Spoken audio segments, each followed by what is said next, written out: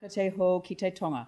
Kia makina kina ki uta, kia mātara tara ki tai, e hi ake ana te atakura, he tio, hi hoka, he ho hu, ti he mauri ora.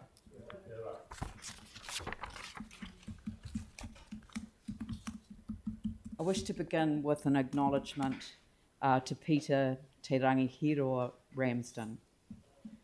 Peter Te Rangi Hiroa Ramsden, member of the New Zealand Order of Merit, no kai tahu, kati hui kai tuta hua rewa, me kai tuhai tara, kati mamoe, waitaha, rokaura, rangitane, ngati kahununu, and tainui waka. It is with a heavy heart that we join together to acknowledge the passing of our rakatira and po, Peter Te Rangi Hiroa Ramsden, named, as we now know, for Sir Peter Buck. I had the honour of paying my respects to him and his whānau on behalf of the city at Tutahuriwa Marae at Kokorarata on Waitangi Day. Peter was a true advocate for the environmental, economic and cultural regeneration of his takiwā and beyond. For years, Peter served as Deputy Chair of Te Runanga o Kokorarata and was a true kaitiaki with his work on the Water Zone Committee and during his time at Environment Canterbury. His focus has always been to look after and care for the environment so that the environment can look after the people. His reach, however, extended out to the entire nation. In 2021, he was made a member of the New Zealand Order of Merit for his considerable contribution over the decades. I had the honour of presiding over his investiture ceremony at Kokorarata Marae as he could not travel to Wellington. There is a wonderful tribute to Peter on the Ngāi Tahu website written before he died, where he is quoted as saying himself, "I acknowledge the people I've worked with. It's about the sharing of our values. The values are ours, but they are to be shared on this journey we take together. To those who will continue his work, Peter only asks that they take time to be kind to each other." His words again, the trees we've planted, the businesses we've set up, the reserves we've created. It's about the legacy you leave behind.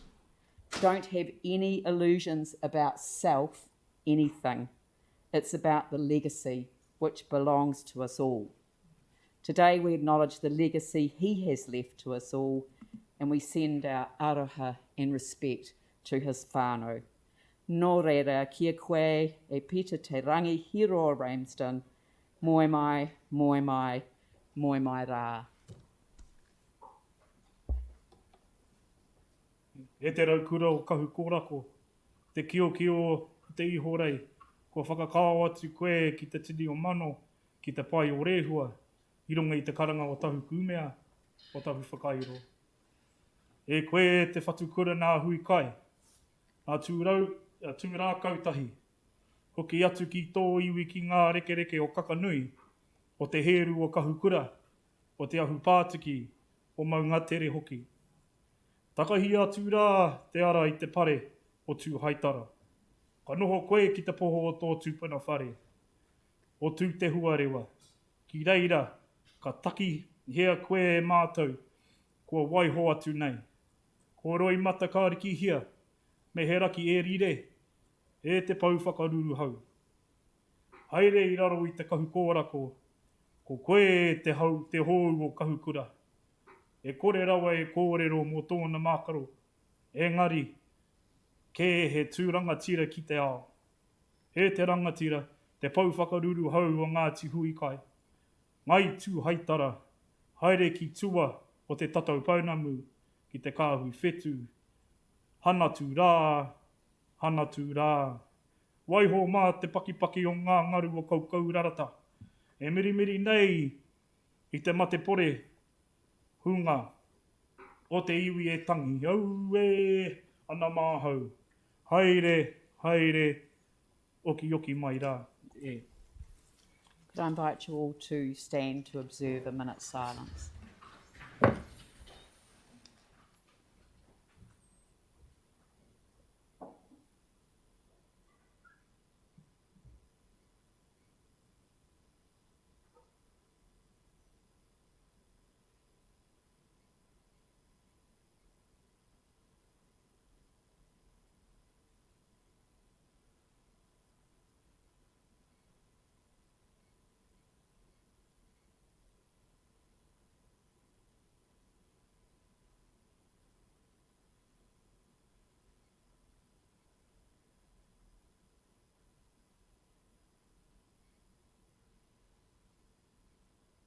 Thank you very much. Thank you, Jay.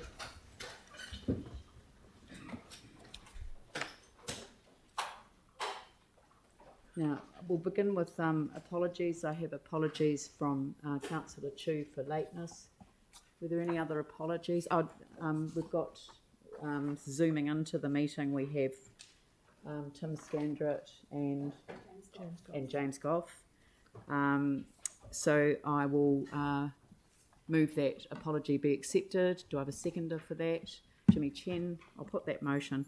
All those in favour say aye. Those opposed say no. That is carried. I've had no declarations of interest advised in advance of the meeting, but if issues come up during the meeting, please let me know. The first item, the public item on the agenda as such as the public forum Te Huina Whanui, Extinction Rebellion.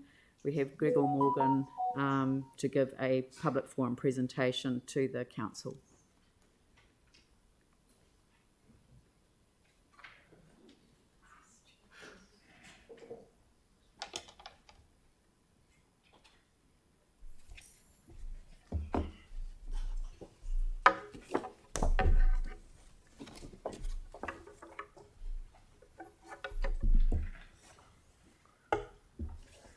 Good morning, and thank you for the invitation and the opportunity.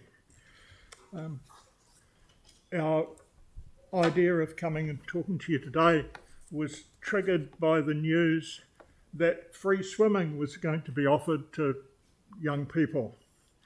That, of course, triggered other things about clean water, beautiful rivers, about an experience of mine as about a 7-year-old watching my 3-year-old just walking brother walking straight, as he was always walking everywhere, this little fella, straight into the Hutt River, and kept walking, and we could see him as it went over his head, and we dived in and got him out.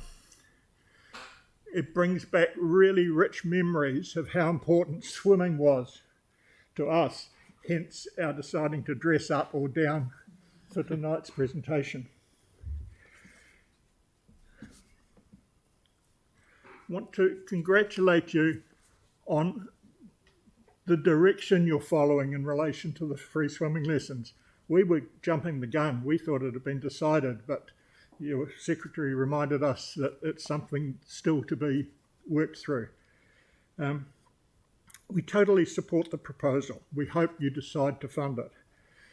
It's an example for us and for everybody else of helping to make a better world, the sort of world that we're looking forward to happening. And it's a way of making our children safer and more resilient as we continue to develop. Which brings us to the elephant in the room, climate change. In Christchurch, our children, more so perhaps than us, will face rising seas and many, many more problems. Our request, indeed our plea, is for all our leaders to give much clearer, closer attention to your climate resilience strategy. I went online and found it, read through it. Amazing, terrific. I guess in all your work, all the things that come across your desk, you check it against your resilience strategy. Does it fit? Does it not? When it doesn't, all of a sudden you find yourselves in the paper in a way you don't particularly want to be. It's a worry. This letter points out that the materials to be used in the proposed new stadium are significantly at odds with your sustainability strategy. To quote another letter on the same project, we thank the councillors who wish to stick with their commitments on the climate resilient strategy. Good plans are essential, and following them, or perhaps not building at all. Don't be fooled about the phrase climate warming. It's not about balmy weather for a nice swim, although swims are usually always nice. Remember, scientists are giving dire warnings that ecosystems and life are under threat. The choices we all need to juggle include giving things up. The public knows this. Before Christmas, a few of us were outside the Arts Centre collecting signatures for a letter to Jacinta, asking her to hurry up with the government's approach to climate change. And we were pleasantly surprised at the number of people we could approach on the street who stopped, listened, and most of those who stopped and listened signed this letter. I think that more people understand that we give ourselves credit for. Therefore, they can take and learn and grow into what we need to do and what we need to give up and what we need to do much better for the future. So please stick with your CRS and see what can be done without adding huge emissions or problems. Thank you. You must have timed that perfectly, because that is exactly 5 minutes, and I'd like to thank you very much for your time and spirited way that you have presented in spirit today in person. So thank you very much for your presentation. Thank you. The next item on the agenda is deputations by appointment, of which there are none, and petitions, of which there are none. So we move on to the council minutes. I've got the Youth Advisory Committee minutes here as well, but I think that, Anne, did you have a... Where is Anne? Yeah, here I am.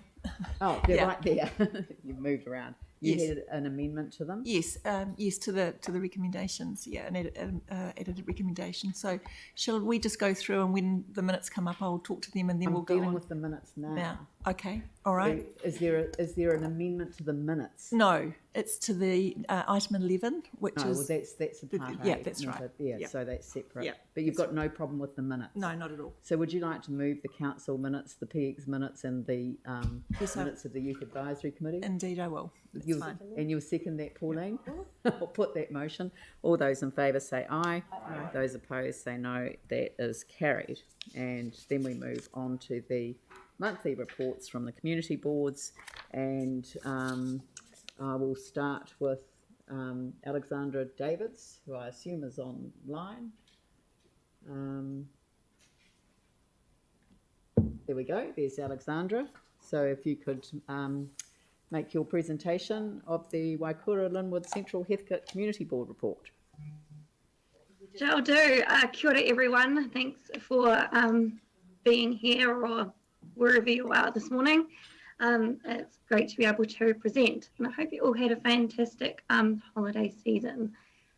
We have a part A in the meeting today, and that is item 7 on your agendas, and that is for the disposal of land for 203 Alderson Ave. It's a pretty straightforward disposal, and the board recommends that the council approve that. It's just an 11 metre squared area, and that is to formalise the historic use of an existing access track across council land. So that is your part A. And And next Apparently, slide. we're having difficulty with the presentation, Oh. Alexandra. So it's going to be sent out to councillors as, or she's going to get it on the hub, are you? Or yes, it'll be on the hub in just a moment, and then we'll be able to follow it, you know, on our own screens, but we won't be able to display it. I'm sorry. We'll put it out publicly after the meeting's concluded. Cool. Well, just as I go through it, just let me know once it's up, and as I go through it, I'll just say next slide, and then you'll know what you're looking at. I can basically just speak to it anyway. But just fire away. So if you do that, cool. It'll take us a minute because we'll have to log out and log back in and blah blah blah. So yeah. Yeah. No, too easy. I'll start. Thank you. So no worries. So as a board, we've noted and we're really thankful for the fact that we're seeing more Te street names coming up as options in reports. And the board is aware the policy has been worked on or is being worked on. And I believe that council have had an update on that as well. So as a board, we were just asking for some advice around that and an update. The next slide, which you might see sometime. I just wanted to bring up a few of the issues and the impacts for our communities around the red light traffic system, just around events in our areas. So we have Sundays in the park, as you may know, they have been cancelled up till the 27th of February and will be re-evaluated for the final event in that series.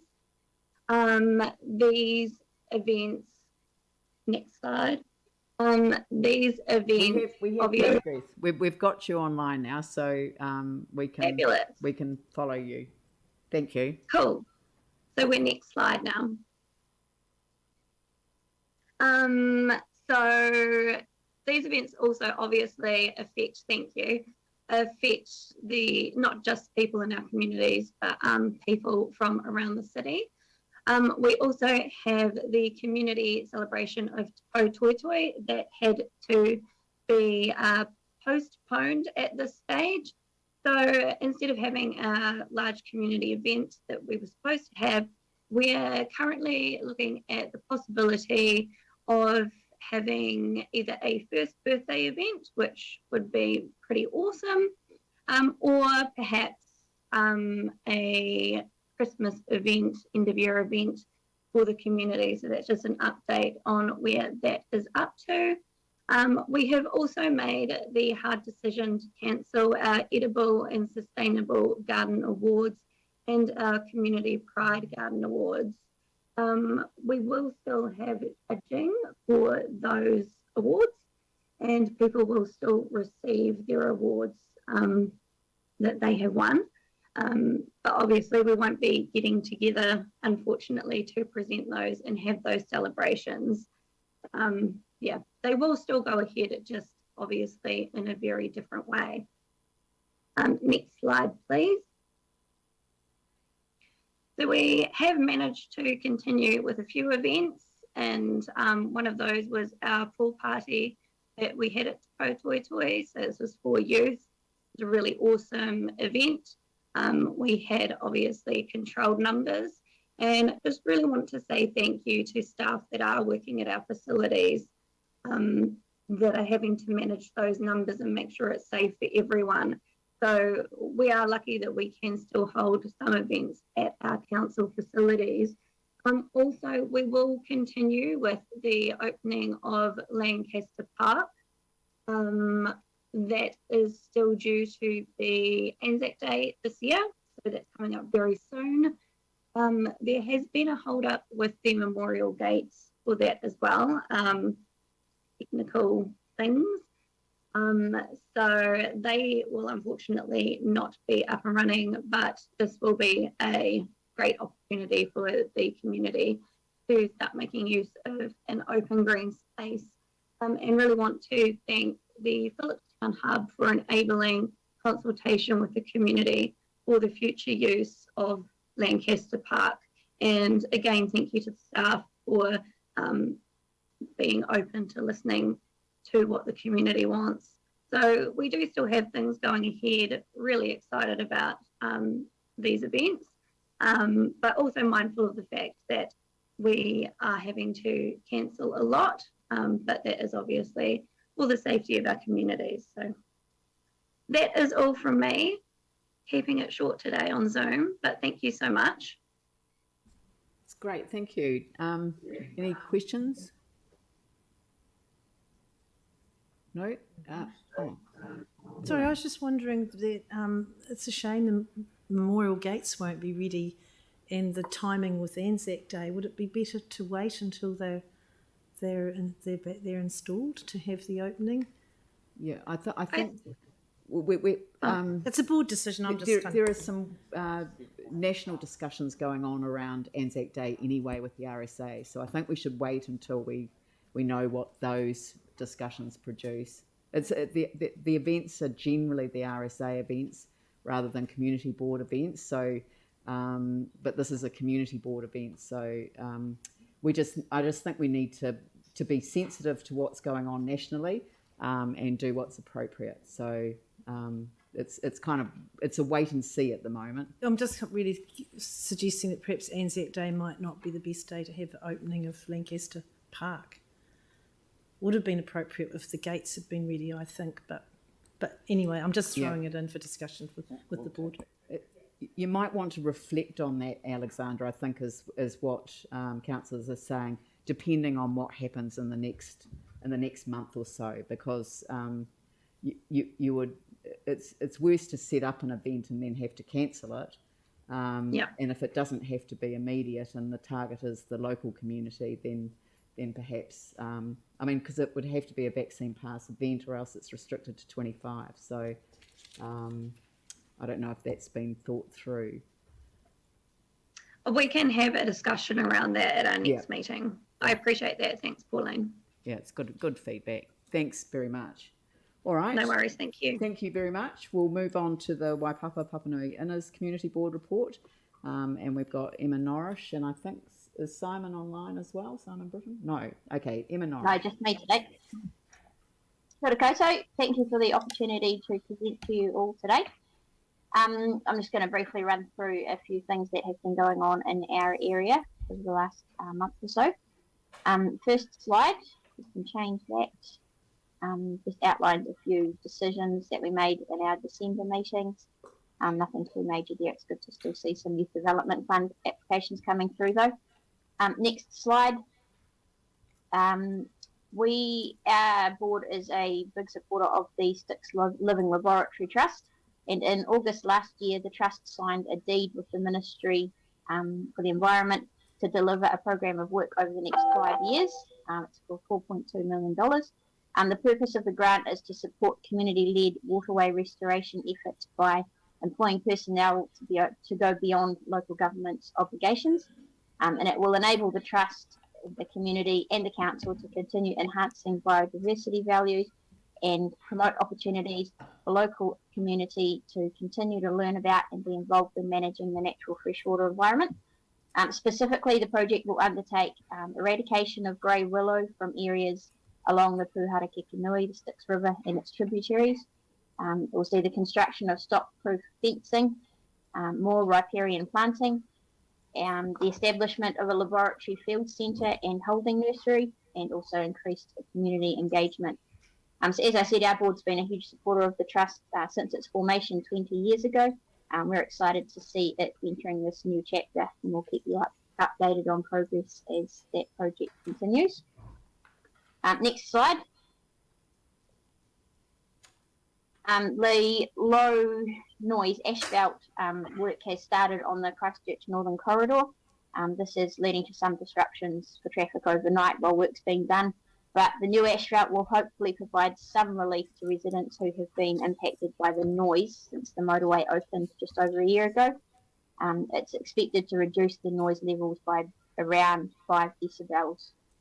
So that has started. QE2 Drive has started already, but the actual motorway itself is still to come over the next week or two. And the next slide. You may have seen this in the media over the last couple of weeks. Residents are having issues in Dudley Street around starlings roosting in the huge trees that line the street, causing a nuisance for residents with their droppings and causing health concerns for those residents. Our board really wants to help find a solution for the residents, but there is no real clear path to take. The birds are not native to New Zealand and do not fall under council management, and apparently pruning the trees would not help. And also council has done some consultation with these residents on Dudley Street towards the end of last year in preparation for a street renewal, and it showed that the residents really, really want the trees to stay in the street.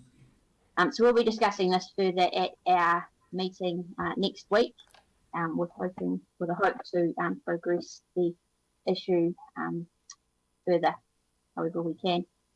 And that's it from us this week.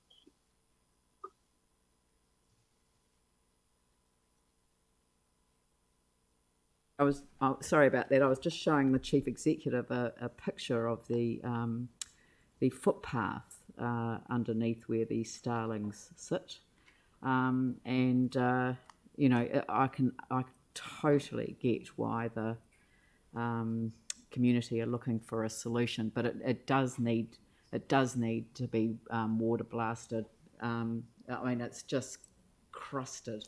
There may be work that the university's doing and some overseas studies of areas that have had the same problems, so we'll be looking at other research to see what we can do, but we might possibly look at a bit of a clean-up. I think a clean-up would assist. That's what I'm actually hearing from you, Emma, is that the community board would like some sort of assistance with keeping the area clean while some solutions are found, acknowledging that it's not a matter that really falls under anyone's area of responsibility. But if it doesn't fall under anyone's area of responsibility, then we're not going to be finding whether there are solutions out there that other people have looked at. So I'm really appreciative of the fact that, and I know the residents will be appreciative of the fact that community boards brought it to our attention. So is there something that we could move today in that regard?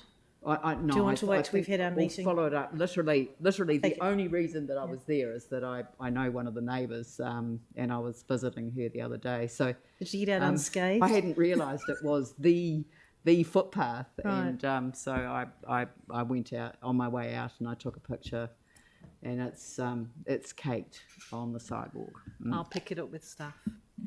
No, you don't have to pick it up. Literally. I know, the chief executive's going to pick it up. There you go, Emma. Great to hear. All right. No, thank you. Thank you.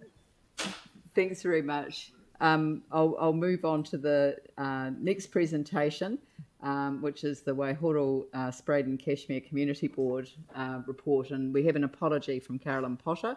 And so we have Deputy Chair Lee Sampson presenting today. Good morning. Good morning from a very damp Spraden Cashmere this morning. You're correct, Carolyn, it's an apology today. If I could, we've got no parties today, so if I could take the report as read, I'll just move through some of the highlights from the last period if I can. Yep. If we move slides, just in terms of recent decisions, we've made a DRF allocation to Sydenham Junior Cricket Club. That's to a targeted youth programme, so we look forward to that paying some dividends. And we've recently made a submission on the council's 3 water bylaw review, particularly just noting our concerns around sediment control measures. It's obviously prevalent for Spraden Cashmere area, so that's 2 of our recent decisions. If we could move slide, please. You might recall probably 4 or 5 months ago, we talked about a feasibility study for adult play. We had an interim update last week from Jill Borland, who's been procured to do that feasibility study. It appears Carolyn is a bit of a forerunner. There is genuinely a bit of a groundswell in terms of adult play at the moment. You've got entities like Gapfiller, Sport Canterbury, just looking at, these concepts. And, we are an ageing population, so council's policies at the moment really do only target youth and children. So we've just got to see some changes in that over time. So we look forward to the results that we're going to receive next month. A couple of the preliminary findings, we haven't, in Spread and Cashmere, we haven't got a destination playground, what you might see in the city centre, some in North New Brighton, so there could be a space there. And we just need more inclusive spaces, you know, to support our ageing population. So some really interesting initial findings. So we look forward to bringing that back to you in due time. Okay, so if we move on to the next slide, please. This is, I think most people from the area will spot this roundabout. So this is Centaurus Road, Wilson's, Armstrong Ave. You've got the convergence of 5 roads. So this is a bit of a legacy issue. You've got a lot of movements happening in this area. You've got the St. Martin's School. You've got the new kindy there on the northwest corner. You've got a petrol station, a cafe. So you've got so many movements happening here, and it's been a significant concern for the school, particularly obviously with the movements of their pupils, either on cycles or obviously walking to school. So kudos to Tim, who's been working with the school there. So thanks to Tim and staff over the last 3-4 months have been looking at some improvement measures that could include improving the crossing points, trying to create that more of a slow speed area, and just trying to make that feel a far safer environment. It is a legacy issue. It's not a simple fix, but there is measures we can take. So we're going to sound that with the school later this month. So we hopefully, as a key stakeholder, they're on board with what we're trying to do there. So it is an area we've had a few injuries. We've had 3 cyclists clashing with cars. So it is just a complex area, and it's something we need to address sooner rather than later. So thank you. Oh, and kudos to Tony Dakers as well. He's from Traffic Ops, who's been looking at this particular matter for us as well. So thanks, Tony. If we move on. This is more work coming out of our Spread and Cashmere, age-friendly Spread and Cashmere. And one of the initial things we found through our initial working group that was, we've actually got a lot of great things happening on the ground in Spread and Cashmere. The problem being that we just weren't, a lot of people didn't know about the programs. There's a wealth of things happening, but we just weren't connecting people with them. So we've produced this, activities and services guide for older adults. They've been tremendously popular in terms of libraries. I think we're on our 2nd or 3rd print run, so really popular. So it's just a great resource for people in terms of connecting them with activities, with support, and information essentially. Also, just a card that we've put in there, we'll put in local libraries, maybe GPs. It's just an emergency contact card as well, just that people can carry on them. So just more good work coming from age-friendly Spread and Cashmere. I think that's probably me. If I may, I think if I've got time, I just want to allude to just a current issue that we've got, particularly in Cashmere, and maybe just hugging the hills. We've had a spate of car break-ins hugging the Port Hills. I think you would have seen a little bit in the press, but it is genuine. It's not just a perception issue, and it's somewhere where council, community board can take a bit of a leadership. So we're sitting down next week with police, parks team, other stakeholders to see if we can look at some measures there or an action plan. Not a simple fix, but there might be things that we can do in terms of surveillance, signage, maybe more patrols. So it's a bit of a move in feast, but we are seeing if we can tackle this issue on a local issue, maybe SIPTED that we can do in some of these areas. So not simple, but it's certainly a concern for residents, and it's not something that's going away. So just wanted to give you a heads up on that one too. That's me in an essence. Any questions? Any questions? No? Oh, Pauline? A comment just to congratulate you on your focus on the older age group and the different things that you're doing there, including the keeping them healthy with a focus on playgrounds, and also the activities and services guide. That booklet, that's awesome. I think all the boards should produce one of those. I'm certainly going to suggest that our board look at that. So, yeah, you're an inspiration. Thank you. It's the collective board, and kudos to the actual steering board that we've got working on the age-friendly spread in Kashmir. So we've got a nucleus of local people, as well as Simon Templeton from Age Concerns. So we've got a nucleus of people working on this, which is, it's paying dividends, let's say. Thank you very much. That's excellent. Thank you. Thanks for your time today. Have a great day. Thank you very much.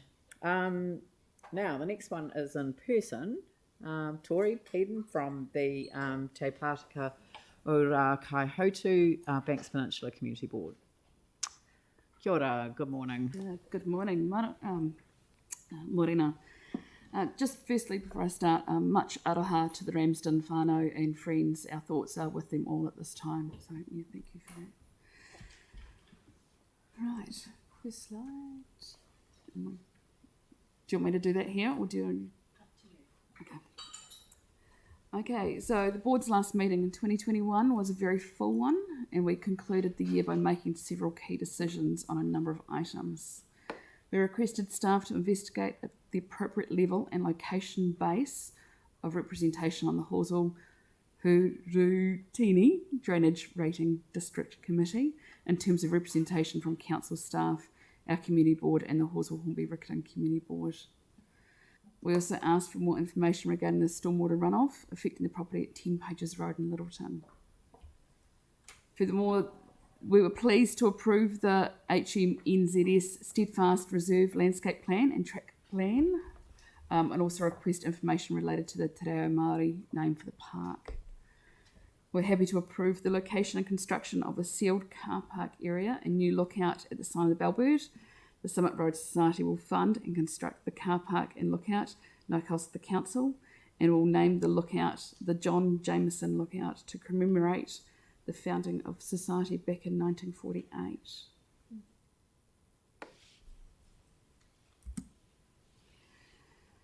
The board also happily approved the installation of a boulder with commemorative plaque for the Polish settlers in Summer Road Gardens.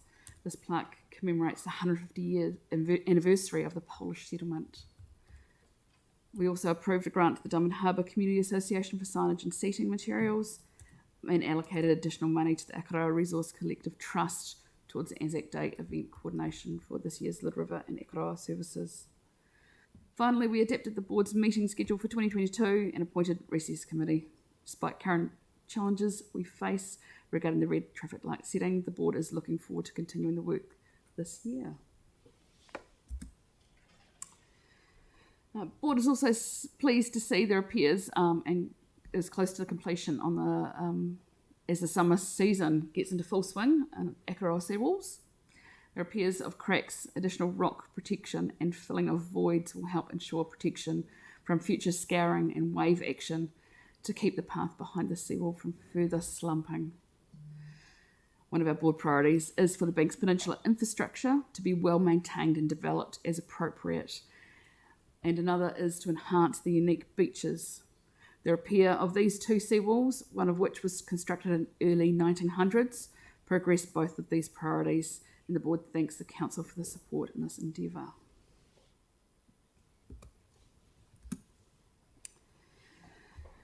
An exciting one. There is a new mural up in Littleton painted by Te Hapu Ngāti Wheki artist Hemi Karako.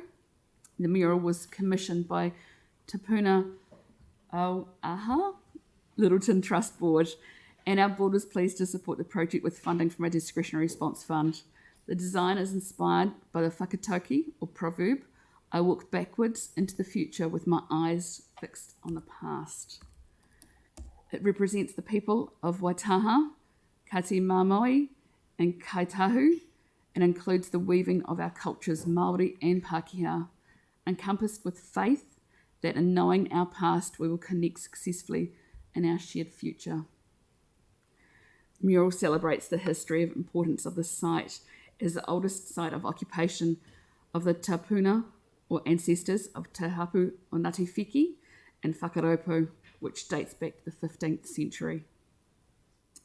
The site is also adjacent to the Pilgrim's Rock and its mural, which celebrates the arrival of Pākehā settlers. With the installation of mural recognition recognising the history of Māori in Ohini, Littleton. The space now brings together two stories at one location. It is a wonderful display of the community. And yes, many of you will be aware of the events that happened on the 15th and 16th of December on the Eastern Bays experienced severe rainfall. This included 77 mils of rain in a 5-hour stint alone. That caused numerous significant slips, flooding, scarring, and fallen trees. As you can see by the pictures, the resulting damage was extremely extensive. While efforts to clear the damage, remove debris and clear roads and reinstate both temporary and permanent access have been underway for weeks now, there is still significant work needed to restore infrastructure to the Eastern Bays. These communities are now receiving weekly updates about the progress being made, but months of work is still ahead. The board would like to sincerely thank all the people who responded, including the local community, Fulton Hogan, North Canterbury Rural Support Trust, Acro Alliance, and the council staff for all the work that has already been done.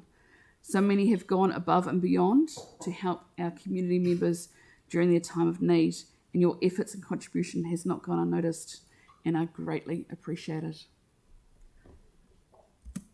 And that is a bit of a wrap-up of what's been happening on the peninsula. Thank you very much. Yeah, I picked up that what's occurred in the rain before Christmas, and the storm before Christmas, the impact on that community in my mayor's report. So thank you for acknowledging. Thank you for putting up the pictures. I think they're a graphic reminder of the extent of the risks that we face in some of the remote locations and how they are just as important to to our responsibility as a council as are the city. And sometimes when it's at a distance, we don't get to see it. So it's really great that you've... And it just reminds us, how more often these events are actually happening and how more devastating they are becoming. So it is, it's a stark reminder. I'm pretty sure the West Coast has just gone back into a state of emergency. Yeah, so I did hear something this morning. I got a ping before on my phone. It's a hard one, yes. Yeah. It does show how vulnerable we are to climate change issues, increased levels of storm frequency and intensity. These are vulnerable communities because they're so easily cut off, and and I think we're going to have to talk about communication with the telcos in terms of making sure that areas like this are not literally cut off from all forms of communication, as many of these were. So I know the rural connectivity group that are putting in cell towers are working on extra points around the peninsula, but they just haven't gone in yet. So it's unfortunate that it is close to happening. It just once they comes online, it will make them more resilient. But in the meantime, it was hard. I think we do need to get these images into the telco so that they are very clear about the reason why. Yes, sooner rather than later. Yes. Yeah. No, thank you, Yanni. Thank you for the update on that. Are you aware of any sort of debrief or review in terms of the response?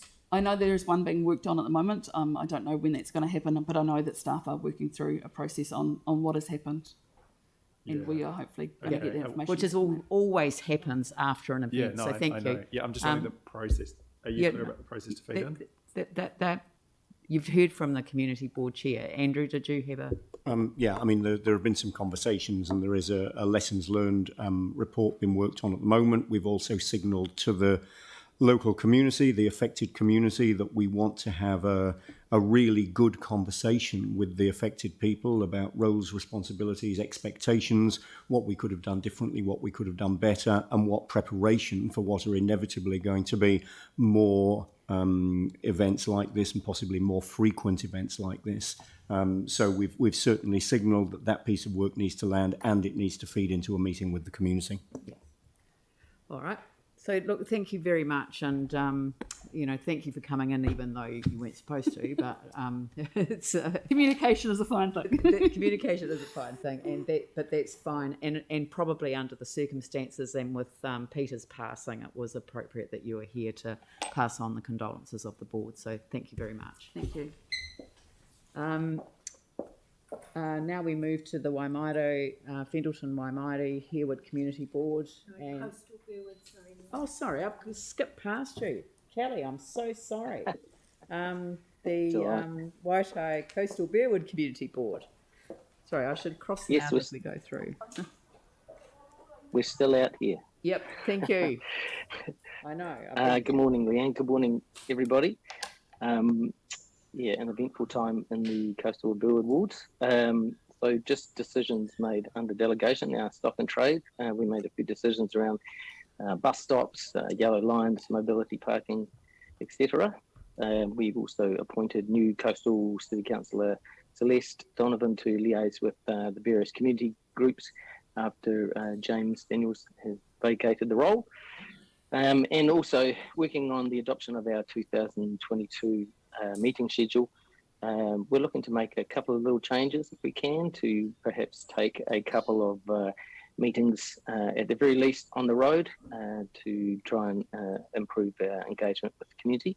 It is worth noting that since we've been live streaming our community board meetings, that there's been a significant group of people actually reviewing those meetings, so all helps with engagement. Next slide, please. So I'm going to talk about 3 buildings, exciting things going on in the 2 wards. But before I do, I just wanted to thank the council staff for front-footing preparations for flooding in our area, particularly the coastal ward. Obviously, we've had a few rain events over the years, and it's really good to know that they're sort of front-footing those and getting down there with pumps and keeping an eye on the area. And note that there is also significant work going on in looking at the backflow into the road. So we certainly appreciate that. So thank you.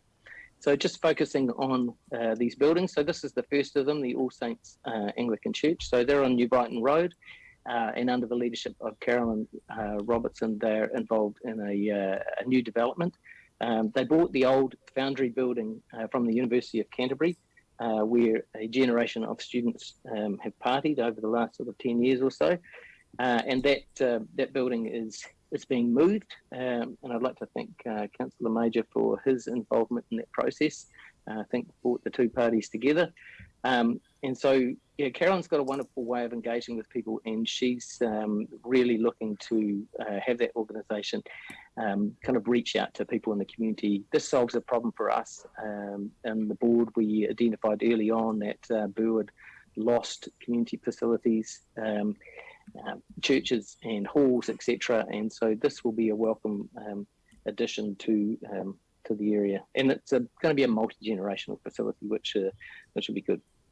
So moving on to the next slide. So this is the Bridge Street Hub. For those of you that aren't aware, it's on the corner of Estuary Road and Bridge Street in New Brighton, in South Brighton. So their logo's up, and a wonderful mural has been done inside by Kyla K Design, who won a community vote. So this is a fantastic example of the community really working together. I remember going to a meeting in, I think, late 2019, where the board were basically exhausted. They put in a lot of work over a long period of time. They were wondering where the next dollar would come from. They managed to get in on the shovel-ready funding and have finished off the facility. It's just the finishing touches are going on now. And they've got, at their latest AGM, they had a whole lot of new blood into the board. And look, I mean, it's a really, really positive thing for the area. And I think it's going to be a real heart of the South Brighton community. So moving along to the last building, which is the Ascot Community Centre. This was the old clubhouse for the Ascot golf course, which has been refurbished and is various community groups are being wrangled by Eastern Community Sports. So there's been quite a bit of work inside and outside of the car park, etc., bringing this up to speed, and it's a very welcome addition to the area. It's a few hundred metres from QE2, and you'll be pleased to know that they've finally put in some little sliding doors there that stop the children, elderly and disabled people from freezing as they come out of the pool at QE2. So we're really stoked about that. So thank you. That occurred during the maintenance, which was done when they closed the pools for a couple of weeks. And then last, I just wanted to bring up the last slide. So obviously there's been a bit of a weather event on the West Coast, which is probably going to affect the coast to coast because it finishes in New Brighton now, and you look at that central photo, you see that they truck some sand in and put it on the steps there leading up to the memorial. It's a fantastic zone. Obviously that photo was taken in better days when we weren't under COVID restrictions. So this event, which brings 1,000 people in a bit of a travelling circus who travel from Kamara in the West Coast over to Christchurch and the finish in New Brighton. The 2-day event has been cancelled this year, but the 1-day event is going to go ahead in some capacity, and we look forward to welcoming them on Saturday. I'm actually going over with my wife to support our eldest son who's doing the event.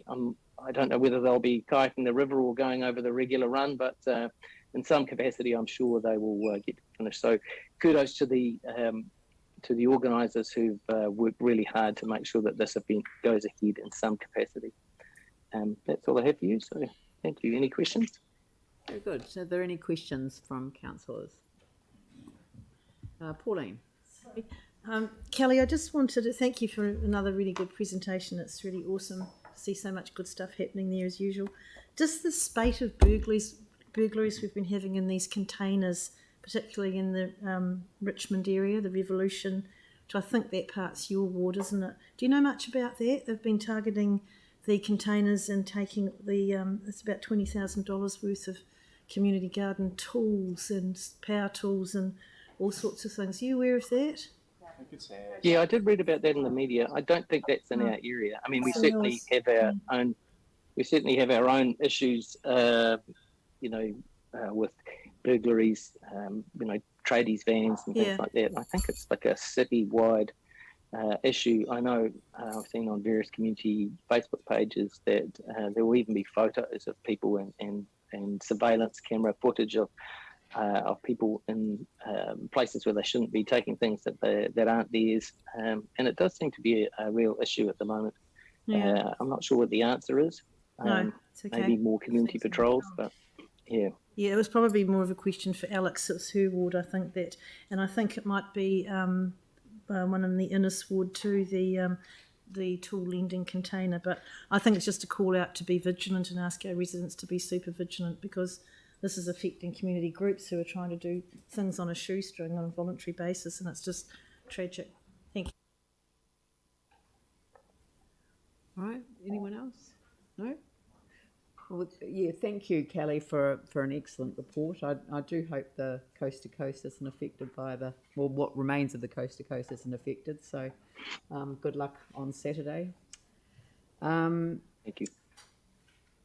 Right, so the next one is Waimaro, Fendleton Waimairi Harewood Community Board, with Bridget Williams introducing the report. Yes, thank you. Yeah, hi there. Tēnā koutou katoa. So thank you for giving us the opportunity to present on what the board has been up to. It is going to be quite a short and sweet report. I'm conscious, you've got a lot to get through. So I'll just start with the decisions made under delegation. So as you can see, there are quite a few, and they're wide-ranging, consisting of approving the release of the Rurukuhatu Reserve Management Plan, which we'll talk about soon, a few no stopping restrictions, the approving of granting an easement, and also other DRF funding as well. So quite straightforward there. And moving on to the next slide. Perfect, thank you. So this here is, the lakes at Rurukuhatu Reserve are no longer our best kept secret. They are now visited by thousands of people from across the city. And going forward, it's really important that we can meet the needs and provide safe facilities for the local user groups and the public, and at the same time, protect the natural environment and the many species who make this area their home. So there is a drop-in session on site next Tuesday from 4 p.m. to 7 p.m. for people to speak directly to staff about the plan. And our board is looking forward to hearing back the feedback from the community when the plan comes back to us for approval. And I want to also acknowledge all the staff that have been behind this. This has been a long journey, so it's really exciting that it's now at this stage. Moving on to the next slide. So you've heard me talk before about our safety initiative in the Avonhead Russley area. And part of the project was to hold some public information sessions, but due to COVID restrictions, we have pushed these sessions back until later in the year. So in the interim, we have worked alongside the creative media group from Christchurch Community Church and developed a short video to share the results from the survey and highlight the various support services available. So we were going to share this video with you today, but due to time constraints, we will save this for another time. But it is a great video. So when it is out there, I do recommend you take it. Check it out. So the video will be shared through various social media apps, and there will be a link on the council's website. We will also send the link to the video out to all those who participated in the survey, as well as to the local schools and through local newsletters as well. And once again, I want to acknowledge that this has been a really wonderful project and a great illustration of community and stakeholders coming together to create a really positive initiative. And just the process of the video, it being done through the Christchurch Community Church, was just another great way to highlight that interconnection of different community areas. And then moving on to the last slide. So yeah, we were very disappointed to have to make the call to cancel this year's Culture Galore event. We know that this annual event is a highlight for many groups and residents, but under the current COVID restrictions, it was not able to proceed. And we want to acknowledge all of the work that staff and local groups had already put in towards organising this year's event. And we do look forward, though, to hosting the event next year. So that's our report. And thank you so much for listening, and happy to take any questions. Very good. Do I have any questions from anyone? Aaron? Yeah, Bridget, just on the consultation out at the lake, is there any chance of that day being moved to whichever's going to be the warmest of next week? Or just Tuesday? No. I think Tuesday's peaking at 17. I was just relying on weather forecasts for setting meeting dates. Well, because the place changes. It's a dramatic change. I agree with you. Every degree it changes. If you can look at the forecast ahead. Friday's 23 next week and Tuesday's 17. So that's a big difference in swimming. Yeah. I mean, the crowd will be fivefold. That's the difference. Yeah. No, I acknowledge that, Aaron. Look, I'll pass that on to staff to see if that's something that does have wiggle room. Obviously, next Tuesday's coming around pretty close, but yeah, maybe we could see what that flexibility looks like. So yeah. I'll pass it on. Yeah, 17's not that warm for the middle of summer, so it'll be 23's real good. We of course are all gutted about Culture Galore, so just thought I'd say that. Anne. Yeah, kia ora, Bridget, thank you. Just a couple of questions about your community safety survey. Who developed it and how did you get it out into the community? Yeah, so it was like a collaborative effort. So it was our staff that developed the survey, but we actually created a committee of stakeholders to be involved in it. So that ranged from Sarah Pallett to also the community patrol, and also what was the other one? Neighbourhood support. And then we also had a few members of our own community board. So Sam McDonald and Mike Wall and myself were also quite active in it. So in terms of how we came up with the questions, it was a collaborative thing. But then getting it out there, that was done through staff, but also we could push it in our own through our own channels too. And we had where people wanted to come by and drop in their surveys, we actually collaborated with the men's shed, where they had made a little letterbox drop at the at the local service centre. So it was a real example of doing it in a collaborative way, so we could spread the message out as far and wide to get back as much feedback as we could. That sounds amazing. And what sort of response did you get? How many responses? The response was really, I'm going to be picking a statistic out of the air, but I want to say it was around 25% response rate, which is actually really high. And the response had been really, really positive. But we've got all of that information and that data in the video. So once the video is finalised, then we can definitely send that through to you so you can see the stats. Thank you very much, and well done. Just the other one on that is, and it'll be really useful. We're hoping it's going to be released on Friday, and it literally talks through some of the issues that have been identified in the community, and then we're going to run through with John Price as well, because half of it was about making the community aware, but getting them to report it rather than putting it on Facebook, so that they can target resource into the community. So we'll make sure that video is circulated, because it'll go up on the council Facebook and the like. So, we could play it today after all of the things if we could be sent the link. If it's ready to go. They were doing some. It's actually Sam Yau's boy doing it. And Justin.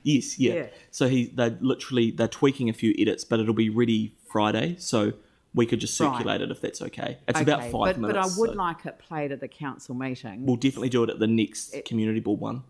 Yeah. If that's okay. Yeah. Yep. Okay. Yep. Cool. So thank you very much, Bridget. It sounds really exciting, and it's an amazing initiative. And I think what you'll find is that other community boards, as good ideas like this are brought up, it'll spread. And the good thing about it was there's really minimal cost. So we did the flyer drops and the like. I mean, there's obviously a bit of staff time that goes into it, but because we managed to engage a heap of different community groups, it's been really, really effective, and will help communicate with the community. So we'll circulate it as soon as we get it. Yeah, cool. Thank you. Thanks very much. That great presentation, Bridget. Thank you. Thank you. Waipuna Hallsville Hornby Riccarton Community Board. We've got an apology from Mike Moore today, so we have Deputy Chair Helen Broughton. Thank you, Helen. Thank you. Right, thank you. Now, are you wanting me to touch on again this issue of the Upper Riccarton Library? Oh, it's coming up, good. There's a Part A recommendation. Yes, you're perfectly it's fine to the raise library. It. Yeah. Sorry? Yes, no, it's fine to talk to the Part A recommendation. We would value would value hearing from you on the subject. Thank you. Thank you. It's basically council land with a lease to the Upper Riccarton Library Trust. They've operated as a library for a very long time, but after the earthquake, it was found about 2017 that the building wasn't safe, and a council report was done but by an engineer, and the building has to be demolished. The trust hasn't got the capacity to fund that. So in the recommendations, there's a request for council to in fact demolish the building and pay that cost. The trust is being wound up, and they're very sad about this, but there's been no other option. Now there's a slight difference between what the board is recommending and what the staff earlier recommended, and we support all of the recommendations from the staff, other than that we proceed to sell the land. And the board is asking council to have a look and see if it could be a reserve of some sort, recognising the Memorial Trust, which was given by Sir John Mackenzie as a memorial for the First and Second War soldiers. So what we'd like to do is for staff to look further at having this as a sort of place of remembrance. And I think there's no advantage in selling it because it's Crown-derived land and the money would go back to the Crown. So just to give the context of this area, it's on Riccarton Road. It's in the Upper Bushen area. The area is very busy with many, many Chinese and other ethnic restaurants. There's a terrible car parking situation there. And surrounding this area in terms of residential living, it's largely small units with 1 or 2 people and not much land around those units. So it would be particularly good, I think, to have this as a quiet place where people can reflect and meet friends. So we're just putting, and I understand the staff are looking further at this, but we support all the other recommendations, and we took out the one recommendation where the staff wanted to proceed to sale. So that's there, so that's gone from our recommendations. So we're fully happy with what's currently there. Any questions or? Oh no, look, okay, I'll let some questions go, but really I'd not like to spend a lot of time on this. We're going to deal with it as a part A shortly. So if it's a question that must be asked to the Deputy Chair of the Community Board, then that would be acceptable. Yeah, if I may. Yeah. You may not be able to answer this right now, but it's something we could take forward. But if the council decided to retain the land and as some sort of memorial, would the trust consider staying on and perhaps taking over the maintenance of that? And that might be something that we build into a resolution and take forward. But would you have an opinion, Helen, or if they actually decided to firmly wind up? I think that they're quite elderly, and I think they haven't got the energy anymore to actually continue.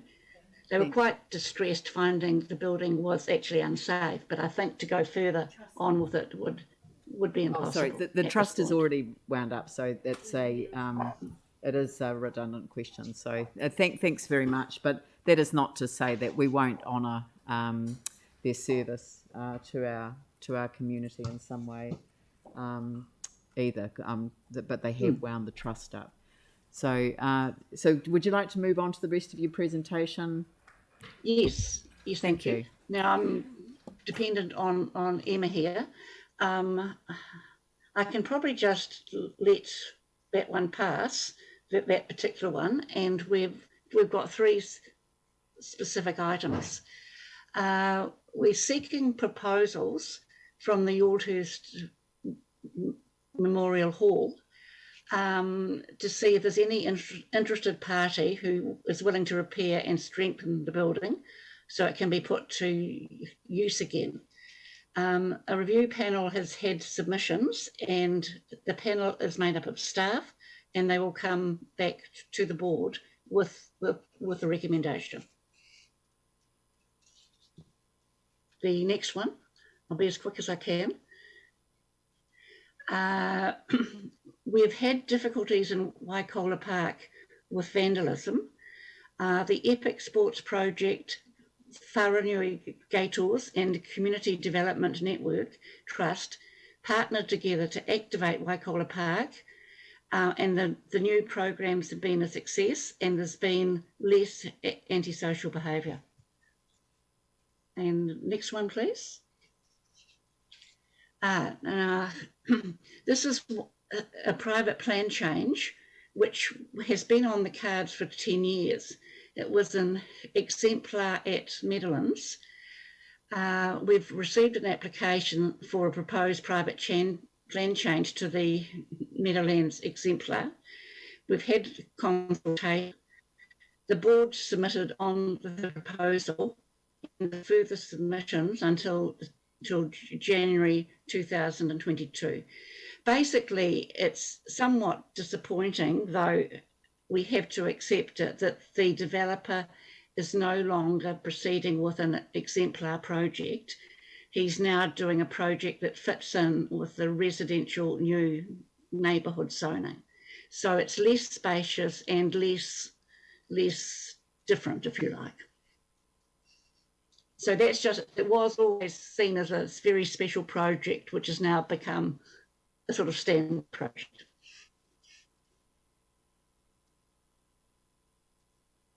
And that's it, thank you.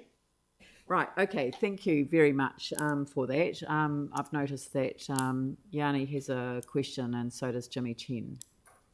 Thank you. Just on that last point, so, I mean, that's pretty disappointing. I think we gave special planning permission for that project.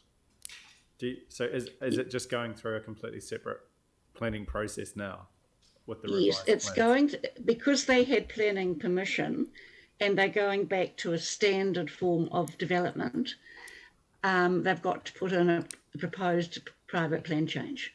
Yeah. Which is just tweaking. I mean, we find it somewhat disappointing too, but I think we have to accept it.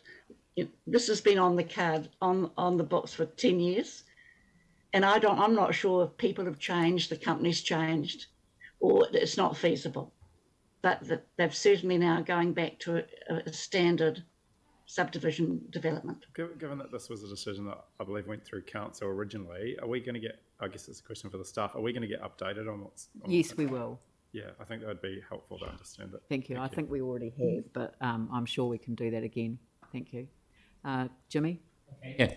Helen, regarding to the Yohurst Memorial Hall, I just want to know, because this expression interest has been commenced back to mid of November for 4 weeks. And that's before the probably December should be done. You know, I just want to know what's the time frame the office can present to the community board, or whether it's presented to the council as well or not. No, I think it comes back to the board. I have no idea on the time frame, but I would think late February. But that's just an estimate on my part. Sorry. Yeah. I assist you. There was a late proposal that did come in, so we've extended the period till March. We're going back to the board for discussions in March. Right. Thank you. Thank you. Aaron. Just a question around the Memorial Hall at Yoldhurst. Does that only go to their community board, or does it come to our one as well? Because it's on the boundary, literally, and more of the residents actually live in our ward than live in theirs. I don't know the answer to that. Is anyone else able to help with that? Seeing if John can come down.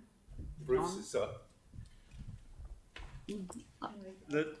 Yeah, I think it should come back to in fact both boards actually, as Aaron's raised it. Yeah, the final decision is council's, and it needs to come back to council from the original resolution, but we can make sure that information is supplied to both boards. Okay, and also before any decisions are made on that in that information, there really needs to be a tour of councillors to see inside that building. It's an incredible example of 1950s architecture, and I think before they decide to write it off, they need to see what's there for themselves. Some of us, a couple of us have been, obviously Jimmy and I, because it's in our wards, but everyone else needs to see it before we write it off. Thank you. Look, if it would assist the councillors in making their decision, we can arrange that, but I'm also not sure that assumption that we're writing it off is quite right, given we've requested proposals from the community and we're still to even consider those proposals. Bruce, is there any reason why the neighbouring community board couldn't be engaged in the issue? Absolutely, we're happy to make that happen. Right. So, I mean, ultimately, any decision comes back here, but I'm hearing what Aaron's raising, which is that it is right on the cusp, and it's particularly his ward. So, it would be sensible to include both. Yep. Yes, and that's fine, Leanne. That's fine. Thank you. Okay. All right. Anything else? No. Oh, Jimmy, one other thing. Sorry. No. Regarding the early. No, not at this stage. I haven't got a mover of the resolution yet, so I haven't moved on to any debate. Okay, not yet. Okay. No, we're not. We don't debate them one by one. We debate them as a whole. If we need to debate anything.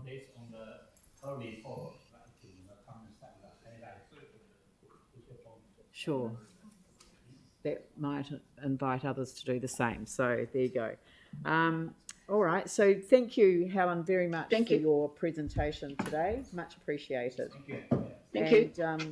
So could I have a mover for the receiving of the reports? That's moved by Jake, seconded by Sarah. Is there any debate? Jimmy Chen. Thank you. Yeah, I do appreciate the Helen on behalf of the Hoswell Rest and Hoswell Homeby and the Richmond Community Board presented this. This one probably is one of the most, the positive, active the report, particularly highlight some of the items. Like the report particularly emphasize to activate Waikola Park in response to the anti-social behavior. This, my understanding, council officer, and a community board, and working together as a partnership with all those the epic sports project, CDN Trust, and the Varanui Gators to convert, to change all those misbehavior, antisocial, the teenagers is more positive, but they are, dedicate themselves and all working together closely. That's well done. We need to acknowledge, their greater contribution. The other one is also I would like to take this opportunity to acknowledge the CDN Trust for the past 25 years, their long-term commitment and greater contribution to the community, particularly for perfecting all those teenagers and the young people, and also encourage more, to be perfected teenager to be a youth workers. Because like Mitch Shaw, he received the Westfield Local Hero Award. This kind of is very, very good pattern, good model for us. So I would like to take this opportunity, particularly to acknowledge them. Thank you. Excellent. All right, I'll put that motion. All those in favour say aye. Aye. Those opposed say no. That is carried. Thank you very much. Just before we get to the morning tea break, I'm going to move on to item 7, which is 203 Alderson Ave, disposal of land for private access. Community Board recommends that the staff recommendations be adopted. So. Happy to move it by Phil, seconded by Sarah. Is there any debate about it? I'll put that motion. All those in favour say aye. Those opposed say no. That is carried. Thank you very much. Thank you for all your hard work. It always helps when the Community Board agrees. Makes it easier. So, the 372 Riccarton Road, Upper Riccarton War Memorial Library, future use issues and options. That is going to take a wee bit longer, but I think we should get on with it and get the thing underway. If I have to, we'll break for morning tea after this item. So does anyone want to move the recommendations, and then we'll have questions, and then I'll put the resolution. You want... Yeah, no, we'll ask questions. So I've got a mover, and do I have a seconder for it? Who else is from that Community Board? Anne. Okay, so questions, Jimmy? It's based on the Community Board Helen the report. I just want to know, also we reviewed this report, I just want to know whether staff still, to agree and support Community Board recommendation, to investigate options for the development of the sites as a memorial reserve. For instance, like the Porky Park, etc. Or only try to engage with the one up, those the kind of the Apparition Memorial Trust, just to keep. Some of their artifacts as a memory. I just want to identify this one. which one's officer, your view? Yeah, we haven't started that work yet, but we will be looking into some options and bringing that back to the community board. Okay, all possible options. Yes. Okay, thank you. So I think that the original staff recommendation, there's only one real change that the board is asking, which is the decision to dispose at this point.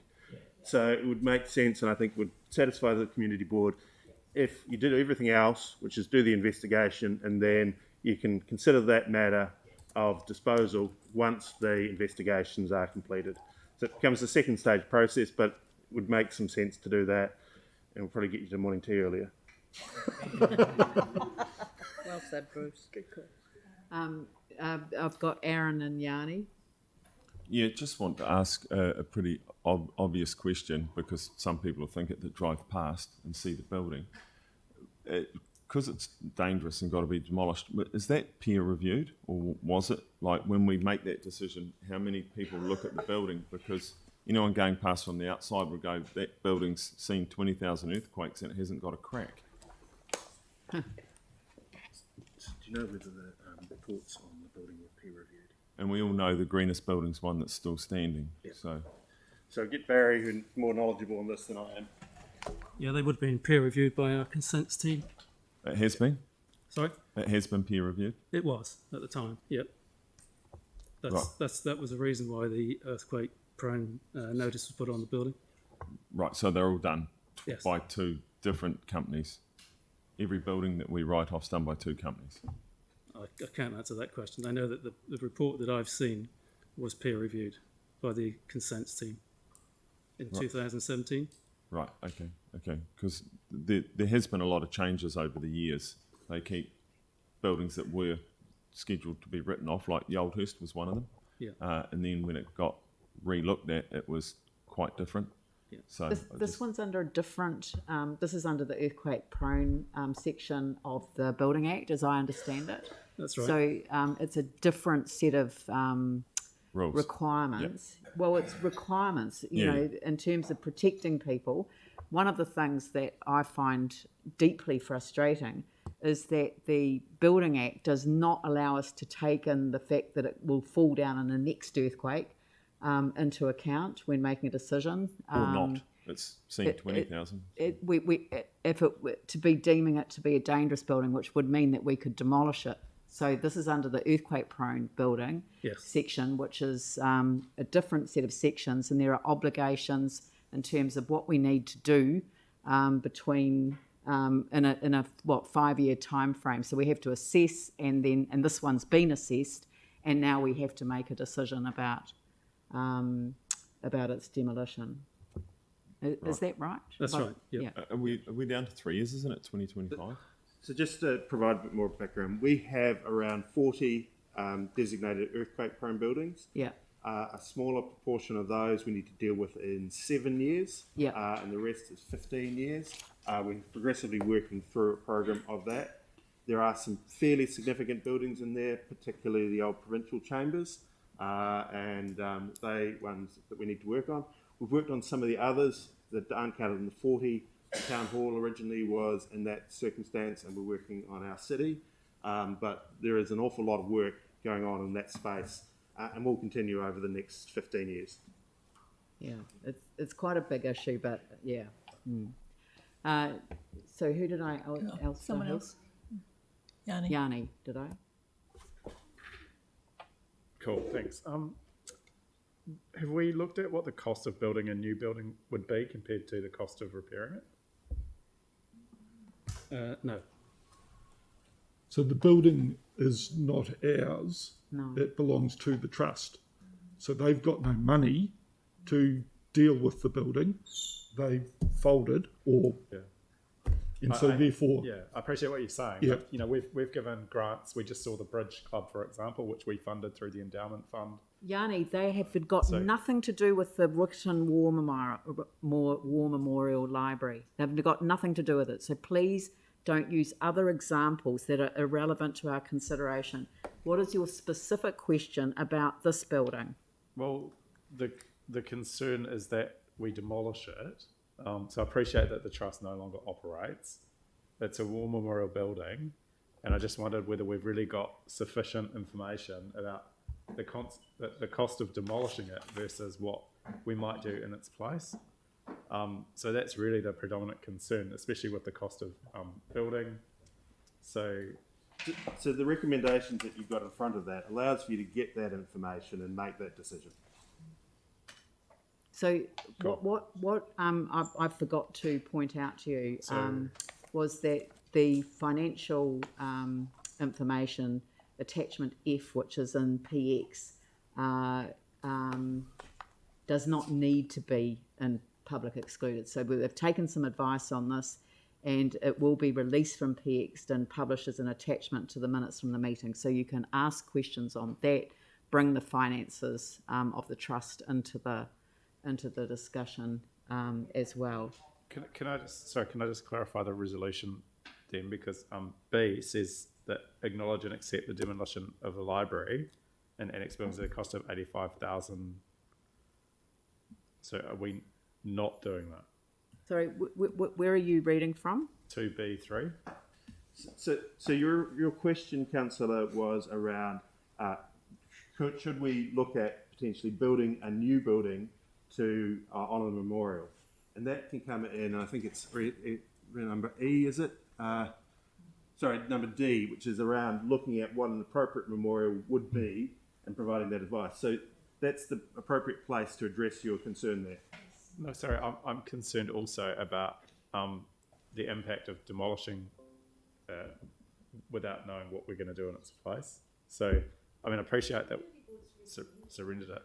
The other thing I was going to ask is in terms of if it does go through in terms of demolition, like I was really impressed when I went to Ravenscar and to see how they've incorporated old material into the new build. Just in some of our demolitions, I just wondered if we could be really explicit that if it does get demolished, that we retain and recycle and reuse as much of the material as possible. Is that something that we can? Yanni, this is not our building. It will be if we support these we're paying for it to resolutions. Yes, but that's because the trust that has been devoted to running to it has fallen over. They can't manage this, so they're asking us to take it over. And if we decline this resolution, then I assume that it just simply sits there, standing as it is. So sorry, but that doesn't address the point around. Yes, it does address the point. We've got. How does that address the point The around decision that we sustainability and need, reusing material? the decision we need to make today greenest is to buildings are whether buildings we take it over and complete the. We vest the library and annex buildings in the council and accept that the demolition costs will be picked up by us. I think that's in our kaupapa now that we do retrieve anything that's of value from a I know. building.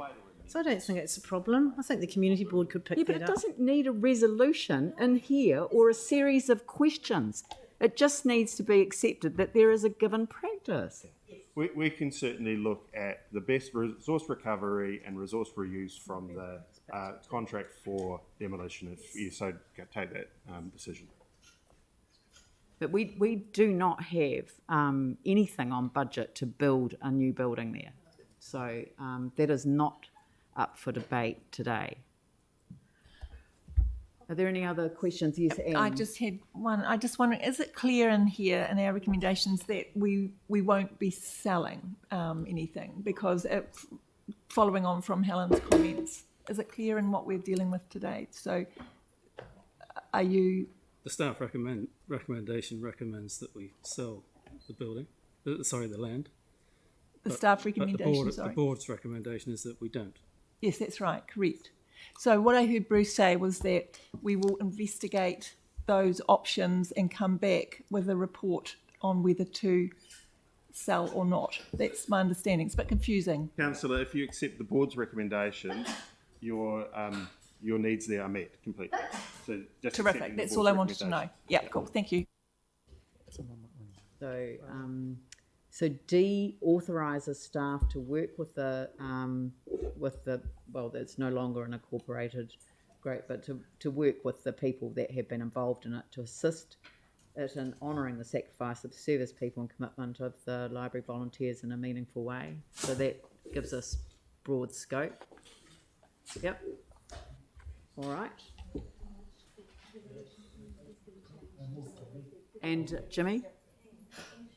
What? Not yet. I'm just checking to see if there are any additional questions. Community board and D. It's all in the report. Yeah. Authorise staff to work with the Upper Riccarton War Memorial Library community and community board. All right, so that's it's made it clear that it includes because it's no longer an incorporated society, so it's the people that have been involved with the library and with the community board. And also the options. D relative on the options. It's more wider. That's what D is.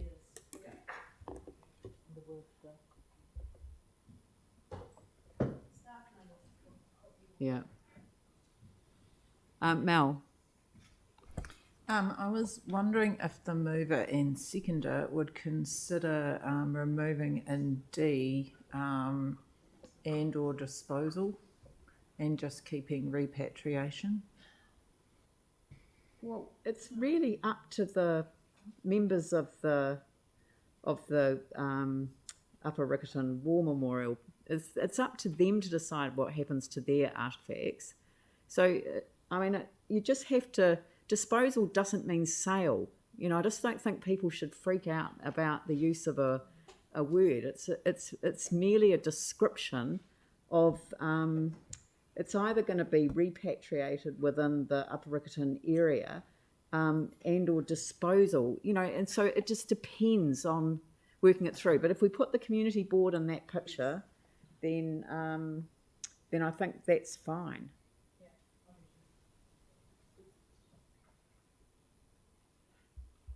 Anyway, we'll. Any last questions? No. I'll open it up for debate, and Jimmy Chen. Yeah. Because this Upgrading the Memorial Library has their brilliant long history. You know?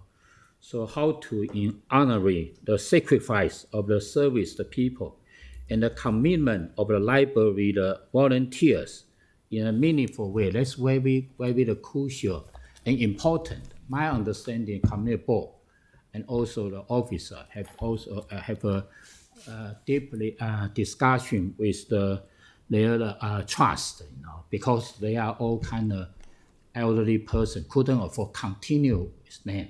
So probably the proper way is create more possible option to after because those demolition is still, you know, based on their trust. They all agree this one. However, how to keep this area as a memorial area, you know, we can for the generation, you know, we can remember them, remember their contribution, and also to acknowledge all those the memorial library, the volunteers, they are the long-term contributor to this community. This is most important. So we welcome, you know, staff can feedback to the community board, you know, so wide range how to can fulfill this kind of spirit. I think that's most important. Anyone else? I think there's a real opportunity here to provide a space for people to sit and reflect and have a bit of a break. It's in a really congested part of Riccarton, and I think it would be much more honouring of those who have fallen to provide a space like that than what it is at the moment, which is basically a derelict building. So it's great that we will be having future conversations with both the trust and the board and to develop this area into something that really provides some space for residents to sit and reflect. Anyone else? Yanni? Yeah, thank you. So I totally appreciate the situation that the group that was looking after this is in. But I think, like, from my point of view, we've lost so much heritage in our city, and this is actually, in my view, this is actually got New Zealand-wide significance. As I understand it, there were only 6 World War I memorial libraries built, 6 in the entire country, and I can't support demolishing one of those. We often talk about sustainability. We've had XR come in, Extinction Rebellion this morning, and we know the most sustainable building is a building still standing, right? If we want to be green, then actually reusing existing buildings for reuse, I think, is a much better approach, especially now with the cost of construction and maybe the economic reality of what we're dealing with changes the equation considerably. But I just think in terms of this building that there's been plenty of money that's been able to be found for all sorts of things in our city and in our country with COVID. And we just had another one this morning around the Bridge Street Church, a wonderful example of an existing building being reused. So I can't support the demolition of this historic site in terms of both Christchurch and New Zealand. I would much prefer having a better option where we can look at opportunities for reuse and repair the structure to get it up to code to keep it as a war memorial. Aaron. Just want to agree with Yanni on that, even though the volunteers that have been part of that library for many years are coming to the end of their part of the New Zealand story. Doesn't mean that that building has to, and the points that Yanni raised about how few were built. If it was to be saved, and I'm not saying it could be, but I would like to see whether that was possible and that structure stays. It might not have the same use going forward, but it tells a New Zealand story, and I think Christchurch has lost too many pieces of the New Zealand story, and so I will be voting the same as Councillor Johansson on this. Yeah, shall I put item B3, is it, separately? Is that, so item B3 is separate, because you accept that it comes into council ownership, but not the demolition. Yep, okay. Any other debate? Okay, I'll put the motion. I'll put the motion for number 3, which speaks to the demolition. I'll put that separately. So all those in favour say aye. Aye. Those opposed say no. So hands up for no. Mike Davidson, Yanni Johansson, Jake McClellan and Aaron Kewen. And then I'll put the whole motion. I'll put the balance of the motion. So no, I'm not putting that, but I've already put that bit. I'll put the balance of the motion. All those in favour say aye. Those opposed say no. That's carried. And I'm looking at thumbs up for the people on the screen. So I'm assuming that they're, yep, that's good. Okay, thank you. All right, so that's carried, and I think we'll take this. Thank you very much for all the work, and we will,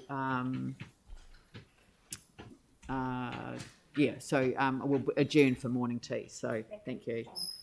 Back at 11:25. Yeah. Okay. 11:25 restart. Are people listening? 11:25 for the restart.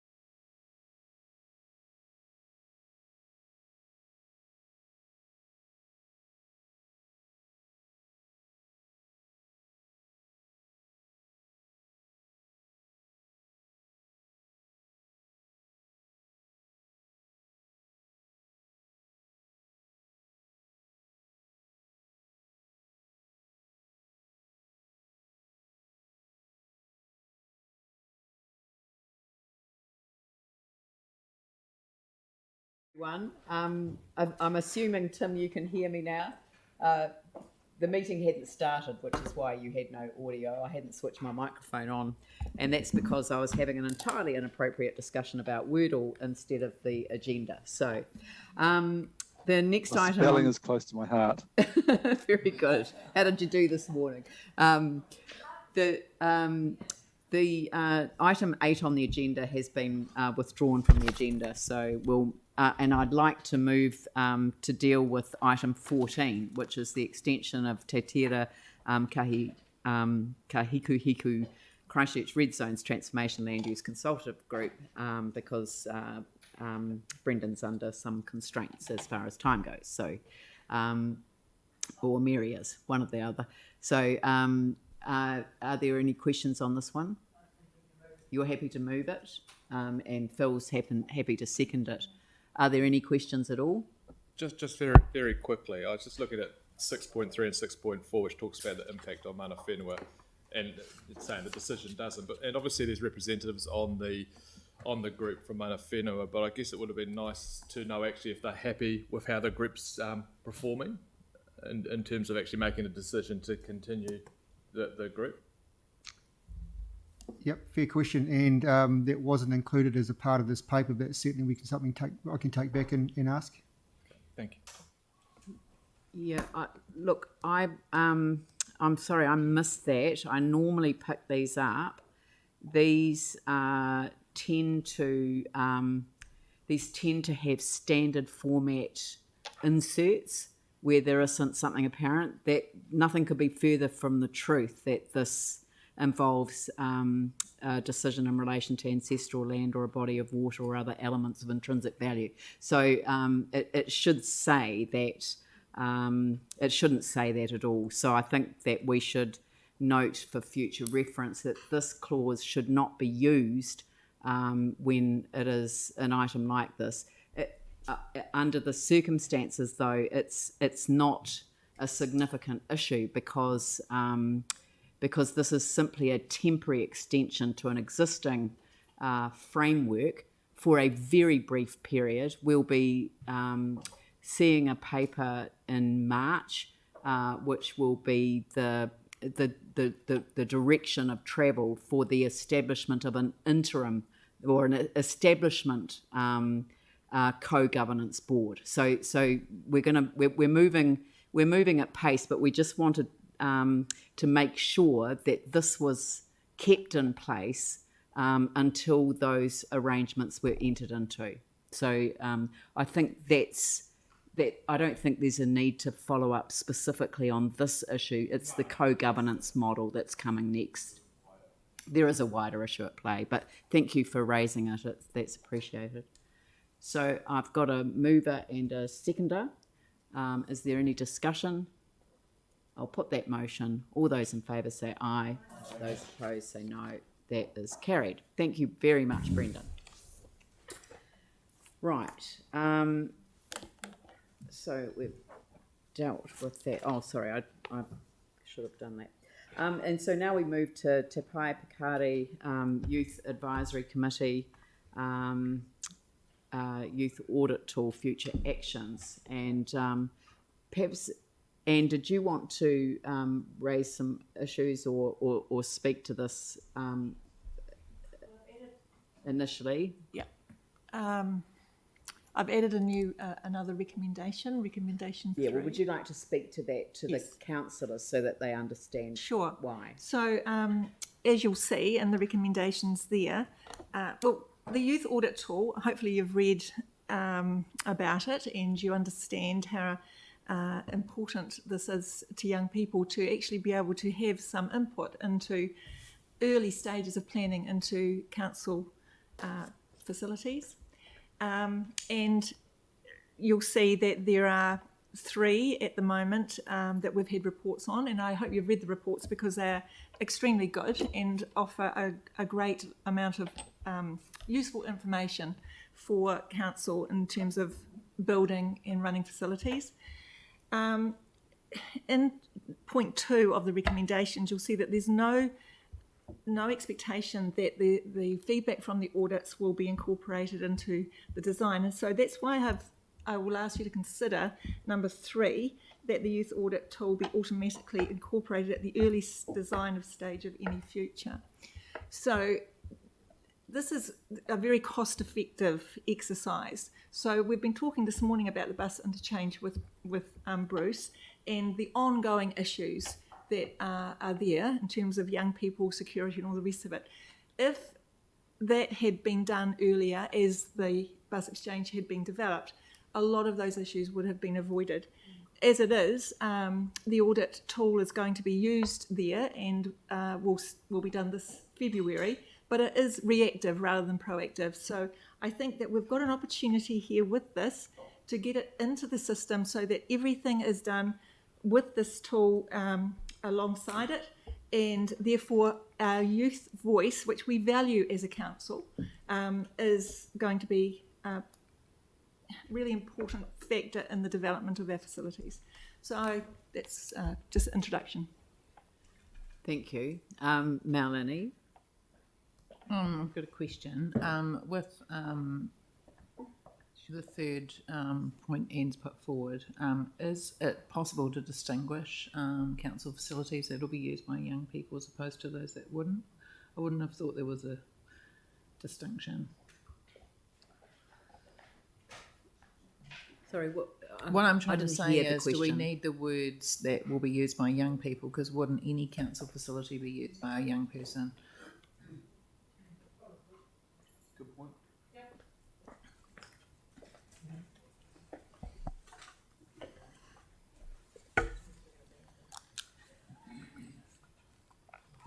You're comfortable with that? And would you like to move the motion, the recommendation, seconded by Sarah? Yes. Yeah, I'm just wondering in number 1 there with where it's got a cost not exceeding $8,000. Surely in any facility build and planning stage, this tool would just be part of the normal thing and not come from a separate budget. Any other safety audits we do or things we have with Blind Foundation or any of those kind of things, they just come out of the normal project budget. And I would think that this wouldn't be any different. I don't think we need to set aside a separate budget for it. There's just an expectation that it gets used in those facility planning. This is for the trial. Yeah. But it should just be part of the budget for those things as part of the planning and design, because that's a good practice. So the trial isn't for a purpose then? It's not to report back? Well, no, it's the cost. If they're doing it as a trial on something that's actually happening, it should just be part of the project cost. Not So perhaps staff could answer that question in terms of understanding. Yeah. So at this stage, Reading are still working out their capacity around the tool. So there's a little bit of a formation here, which is why we're recommending it to come out of this area. And I suppose that's part of what Anne's third resolution there would address about future. That's right. But for the trial, we would be led by the youth sector as to which facilities they would like to see those 3 audits be used on. But surely planning, good planning and councillors design. are entitled to know the cost. So I just wonder if your concern was met with the budget expected not to exceed $8,000. You know, like the thing is that, and it doesn't. I'm just like we don't. It's just that we wouldn't get the costs through for the. I mean, there was a youth audit done on Te Pou Toi Toi. We didn't see that as a separate line item anywhere. It wasn't a separate cost. It was just part of good practice and design. And we should be doing it for all our facilities. And yes, there's a trial with this thing here, this particular tool. I just think it should be part of project costs. That's Te Pou Toi Toi and the other ones that have been completed so far have been funded by DIA. The youth aspect of it. The youth audit. Wow. What about any of the barrier-free stuff that we do? Do we pay for that as part of project costs? Barrier-free is separate to this. But do we pay for that as part of project costs though? I believe so. Yeah. You'd have to check with the relevant project managers. Yeah. But DIA aren't funding this. No. Is I mean, that I'm because happy. the funding for previous ones has been part of a specific DIA set aside, I think Because it this was... is the youth affairs part of DIA, yeah? You're part of their grant funding that they set aside I see. a set amount for development of the tool, and that was and some That's were cool. included in that. I just don't want to set up an expectation that when other facilities are done, they come to, the council or a committee and say, you have to give us some money if you want a youth audit. It's that kind of thing. It should just be. So can I help members? Yeah. Because I think we're confusing two different things. Yes, I think so too. I'm assuming recommendation 1 relates to the development of the trial. In relation to Councillor Templeton's point, if council decides that youth audits should be taken as part of any build of any new future building, that should be incorporated as part of the feasibility work of whatever it is we're going to do, like we do with other parts of our feasibility studies. So that's the way I would view this for clarity. Yep. Yeah, Aaron. Just to clarify the way the tool's used, this is an early use, public-facing tool for youth. No, I'm looking at No, it's a tool developed by young people for young people to engage with council and to provide council with a usable information from the perspective of a young person. It's led by a youth team leader, and the information just comes to the asset owner, project manager of the place or space. To use and to influence the design. Yeah. Because they might highlight problems and go, oh, why would you do that when none of us would actually even use that? Yeah, of course. Okay, so then why would we only? Well, I mean, and I've got no problem with us going forward looking at doing a youth tool for it, but why would we not have the same sort of tool for a senior tool, or more importantly, a disability tool? Because we don't build any buildings that lock disabled people. I mean, that lock youth out. But we build buildings that do not include disabled people. It's called built prejudice. No, we use an audit system that is average to okay at best, but it is not. You chair that committee, why don't you just Because I don't run the disability section of the government, so I can't make some sweeping rules like that. I would. But you could do it at all. Yeah. I think it's wandering. yeah, well, no, that's my question, is can this tool be applied to other sectors of society to use to engage for facilities, or would that not work? No, it's a tool developed by the youth sector specifically, and it probably wouldn't be usable by other sectors in its current format. Because well, it's. I don't get. I mean, yeah. I'm not getting why. A major part of the design of this tool is capacity building for the young people that take part. So there's an element of most of what on a separate issue, Aaron. Can we'll get an update on the support that is for the auditing provisions in relation to disability. And feel free to get all the updates you want, but I can give you a list of pictures and take you to places where we've failed the disability community. Aaron, that's not my point. More than happy. My point is that that we're dealing with the youth audit tool that our Te Pai Pikari committee has come up with and has been trialled, funded by DIA up until now. We're being asked to take over that trial through to 3 audits in the interim as they refine the tool. So but my question was answered that no, it couldn't be applied to other sectors. So that's good. That's fine. That tool wouldn't work. So that's no. I want to ask that question. I want to take the tool issue offline for the disability sector, because if you are raising issues in that context, then we should talk about how that's going to be addressed. Anne? I have a question for staff, and that the youth organisations that are involved in this, Rearing Awa and Youth Voice Canterbury, they would also be representing disabled youth, I would assume, in their networks. I don't think it would be the primary purpose that they're doing this around.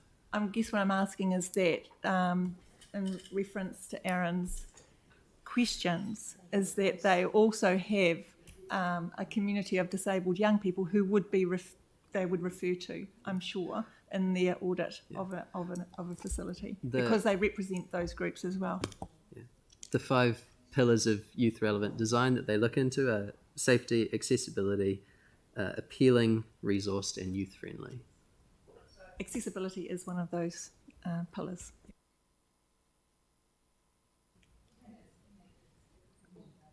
Right. So, have we decided what to do with the reference to the cost? Are we taking that out, or?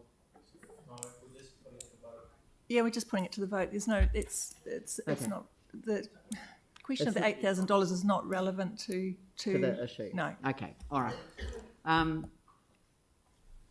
I wasn't asking a question though. That was. I know. Well, have you got some advice on another matter? Yes, I have, with your permission. It's regarding the item number 3. They just in support of Josh. We're proposing a trial. We're proposing a trial of 3 facilities. It's a trial for how it works within council, but it's also a trial for Rerenga Awa and the capacity of the youth organisation to be able to deliver. It's to fine tune. The object of the exercise is to understand the results of the trial and then report back. We'll cover things like capacity of the council organisation and the youth community. And we would like to invite council to consider the content of a resolution number 3 once we have the benefit of that trial, because really that's what the trial's seeking to understand. So at the moment there's a risk, we feel, of number 3 sort of putting the cart before the horse. We'd really like the trial first, and then we'll consider exactly what Councillor Galloway is proposing. We'd like to discuss it with the committee and discuss it with Rerenga Awa before we maybe commit them to something, or us to something that we fully don't understand yet. So that's the rationale of the trial. We'd love to expand this, but we're just a little hesitant based on work to date. Josh, is that summarised? Yes. Yeah. And I mean, would you reflect on item 3 in that context, or do you wish to proceed? I would like to proceed because I think it's actually it's a very important message that we're giving to. Okay, well that's the debatable matter. Yeah, that's the debate. I totally understand what it's about deliverability, which we talk about a lot, and I understand that. But I think that given you don't need to. No, we were receiving advice from Got staff. Yeah. We don't need to debate that. We're debating that with each other. Thank you, Aaron. So then, if we vote for 3, does 1 change, because the cost of 8,000, if that's for 3 projects, must change by some number if 3 goes ahead. Well, 1 is the trial, but if the trial's now going to be the design of every facility, then is 8,000 enough to cover it, or is it going to undercook it? So the words that following a successful trial are being added to address that issue. All right. So, Pauline, did you have a... Can I just ask a clarifying question, that when we say the tool be automatically incorporated, it doesn't mean that everything that's raised in that needs to be put into a facility. It means it will be considered, because there may be barriers to doing that. It may be unaffordable, or it may not. The footprint might not be big enough. Your question is, doesn't section 2 cover that off? Yeah.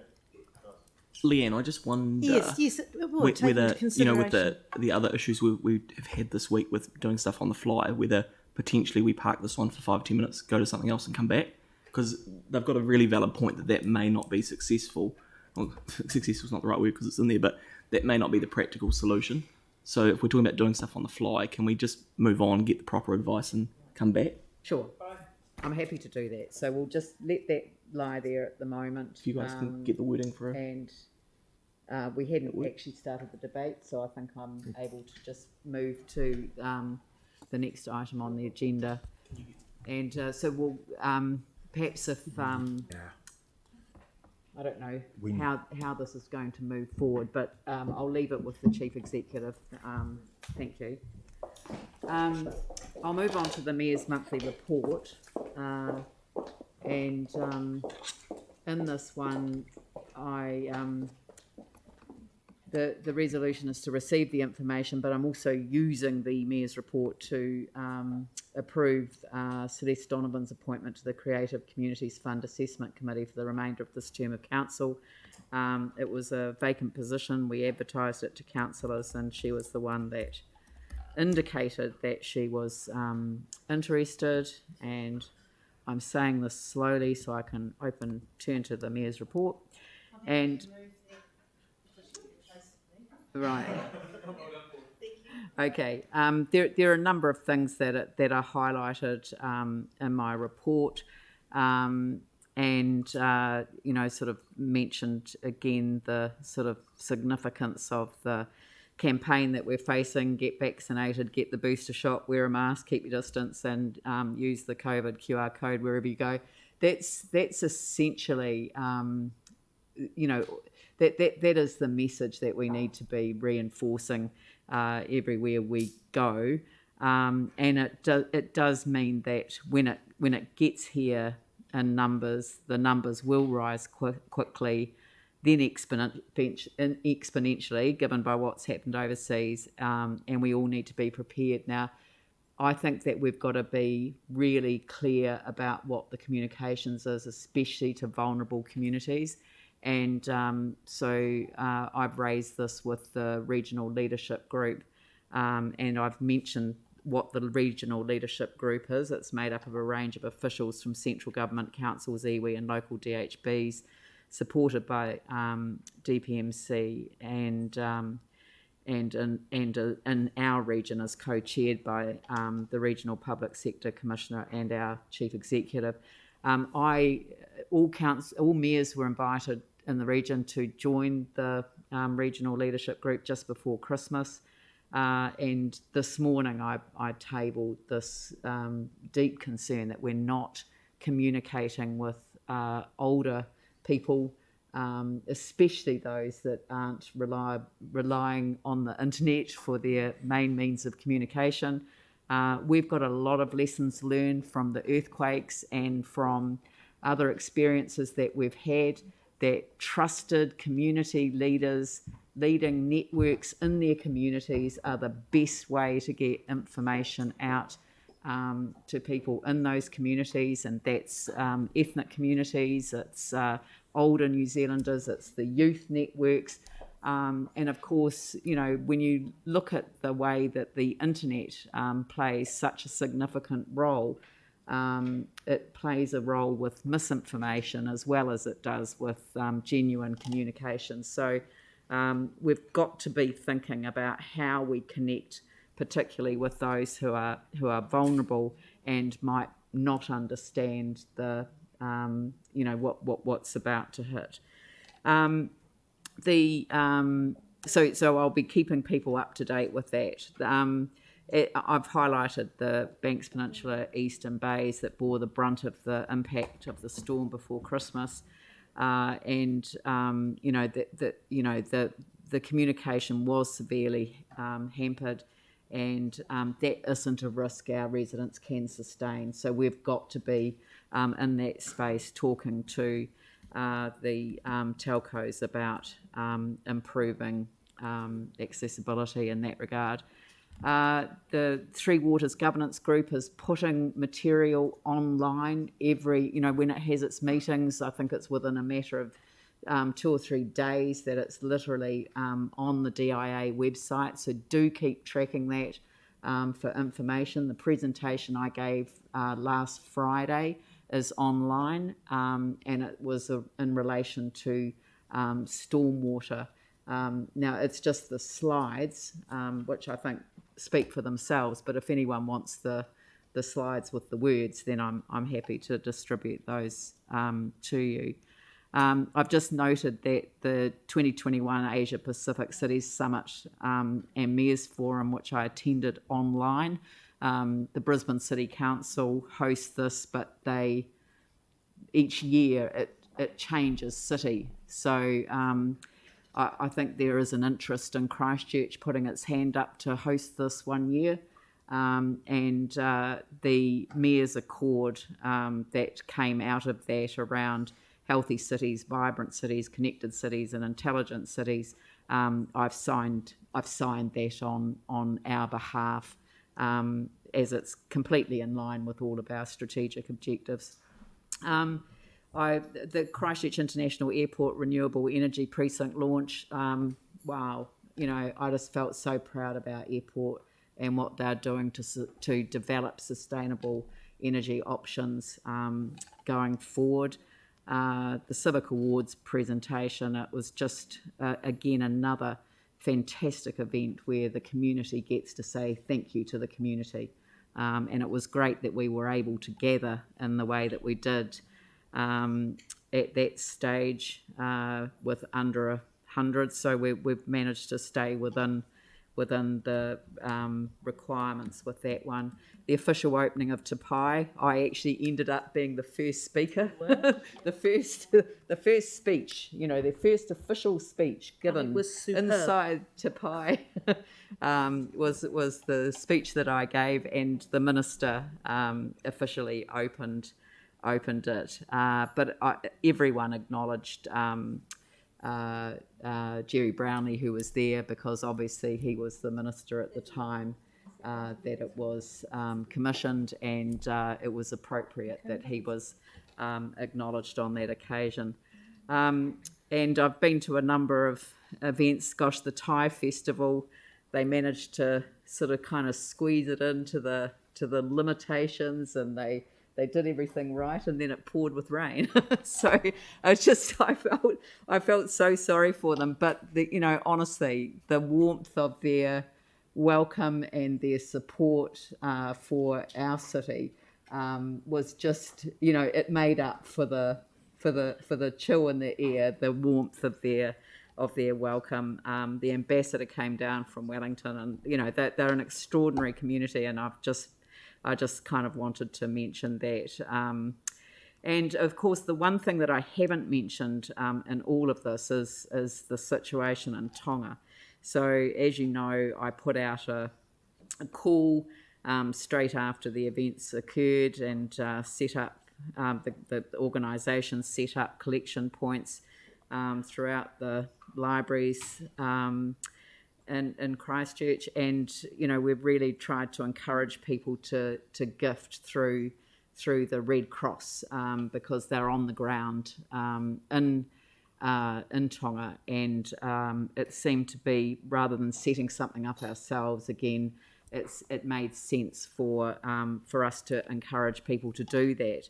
I reached out to the Tongan community leaders, which is a sensible thing to do, because I think rather than making assumptions about what people need, it's really important to reach out to people and find out what it is that we can do together. So I just received the latest update. So we've been, the council staff have been dealing with the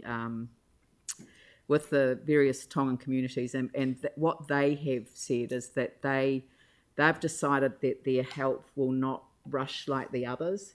So it's kind of like the others have taken a leadership role, Auckland in particular. They've sent a number of containers over. They want to take a little bit more time to make the donation as targeted and to meet the needs of as many as those affected who are not having their needs met. So, and there are a lot of community connections here in Christchurch directly into Tonga, and I know that there are members of the Tongan community who really want to reach out and help their families and their villages. So, and I've spoken to a Tongan artist who wants to make quite a significant contribution to his village too. So we're going to be working with these organisations to make sure that we are there to support them. So they will come back to us.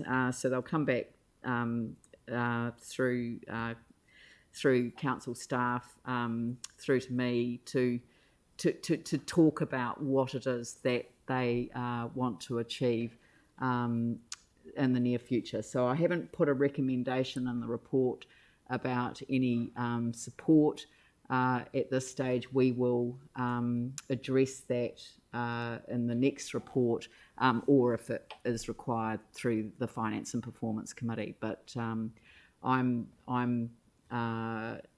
hopeful that that the community itself will be very deliberate about what it is that is needed to offer support. So I've got a mover for the resolution and a seconder from Jake. So Yanni. Thank you for the update on what we're doing in terms of the Tongan situation. I really appreciate that. Just in terms of reaching out to the council companies and the kind of help in terms of the recovery, is there anything that we're doing in that space? Like I know in previous times, for example, I think we've sent people away to help because of our experience with disasters and recovery. The government is coordinating all of that, the logistical help. So I know that people that have worked for the council who've literally played exactly those roles and have supported Tonga have reached out. The timing's not right. So again, it is really important that we respect the community's call when it comes. Anything else? All right, I'll put the motion. All those in favour say aye. Aye. Those opposed say no. That's carried. Thank you. Are we ready to go back to the youth audit tool? Yep.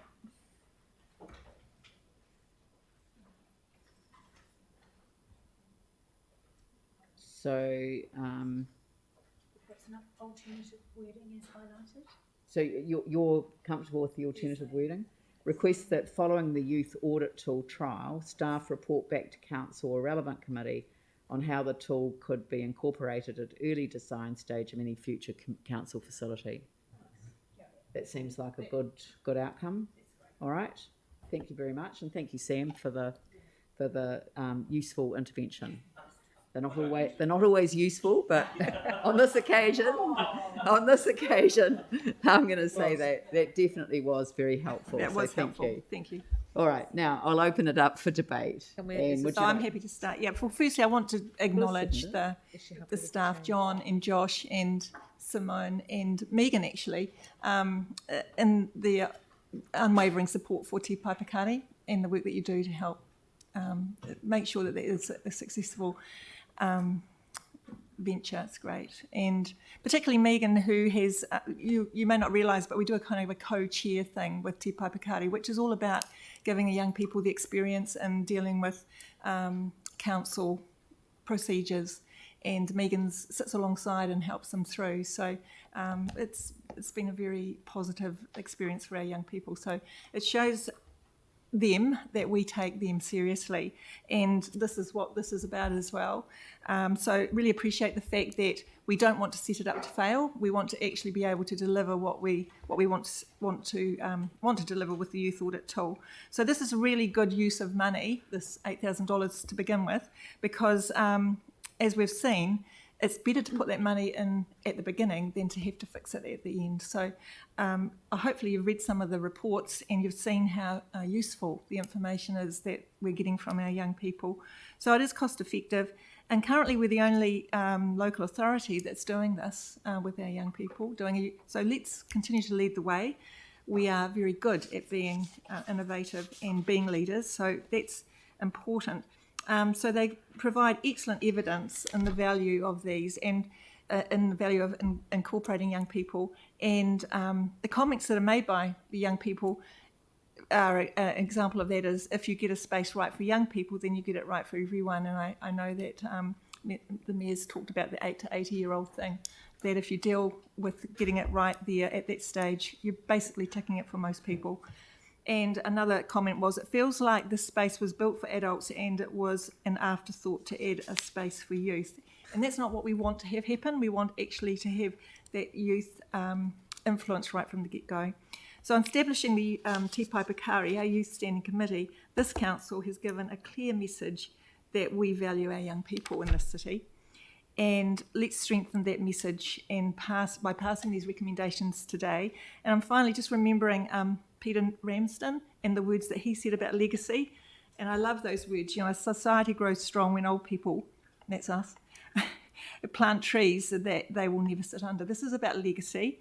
And by valuing and investing in our young people and involving them in decision making, we're really training them, building them in a strong foundation for our future leaders in this city. So I ask that you might support these recommendations today.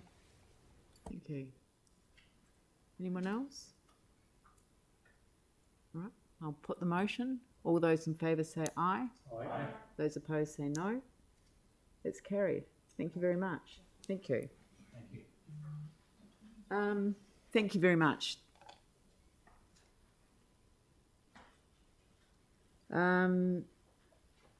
So, Christ College temporary access easement through Hagley Park.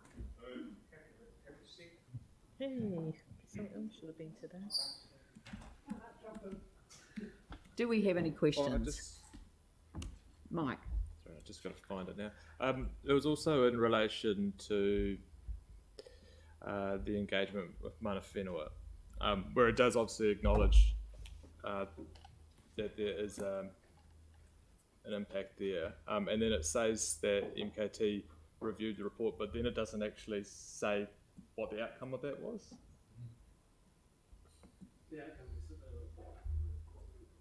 Okay. It could. You've got to turn your microphone on, or else others won't hear it. Just repeat the answer. Oh, the outcome was that they were happy with what was being proposed. Okay, that's fine, but could we have that included in future reports? Because it still went down the pathway, but then didn't actually answer what the outcome of it was. Right. Okay, thanks. Okay. So, Councillor Davidson, I think you've raised two really important messages today, which I'm going to reinforce in the organisation, which is these paragraphs are not things that you just put a stock answer in. And on this matter, actually, you're missing the vital piece of information, which is people were happy or people weren't happy. Whatever the issue was, I'll be picking that up with the Head of Legal and Democratic Services and then through the organisation. Thank you. Jimmy and then Yanni. Only one question. These are temporary, so 2 years, right? But due to the current COVID, probably, regarding to the supply chain, or maybe cost escalation, etc. In case assumption, if 2 years, 9 years to be done, whether applicant is just apply for extension, then we just approve. I just want to know. That would be the assumption. Yeah, it will be in place until the project is being completed. Yeah. Okay, thank you.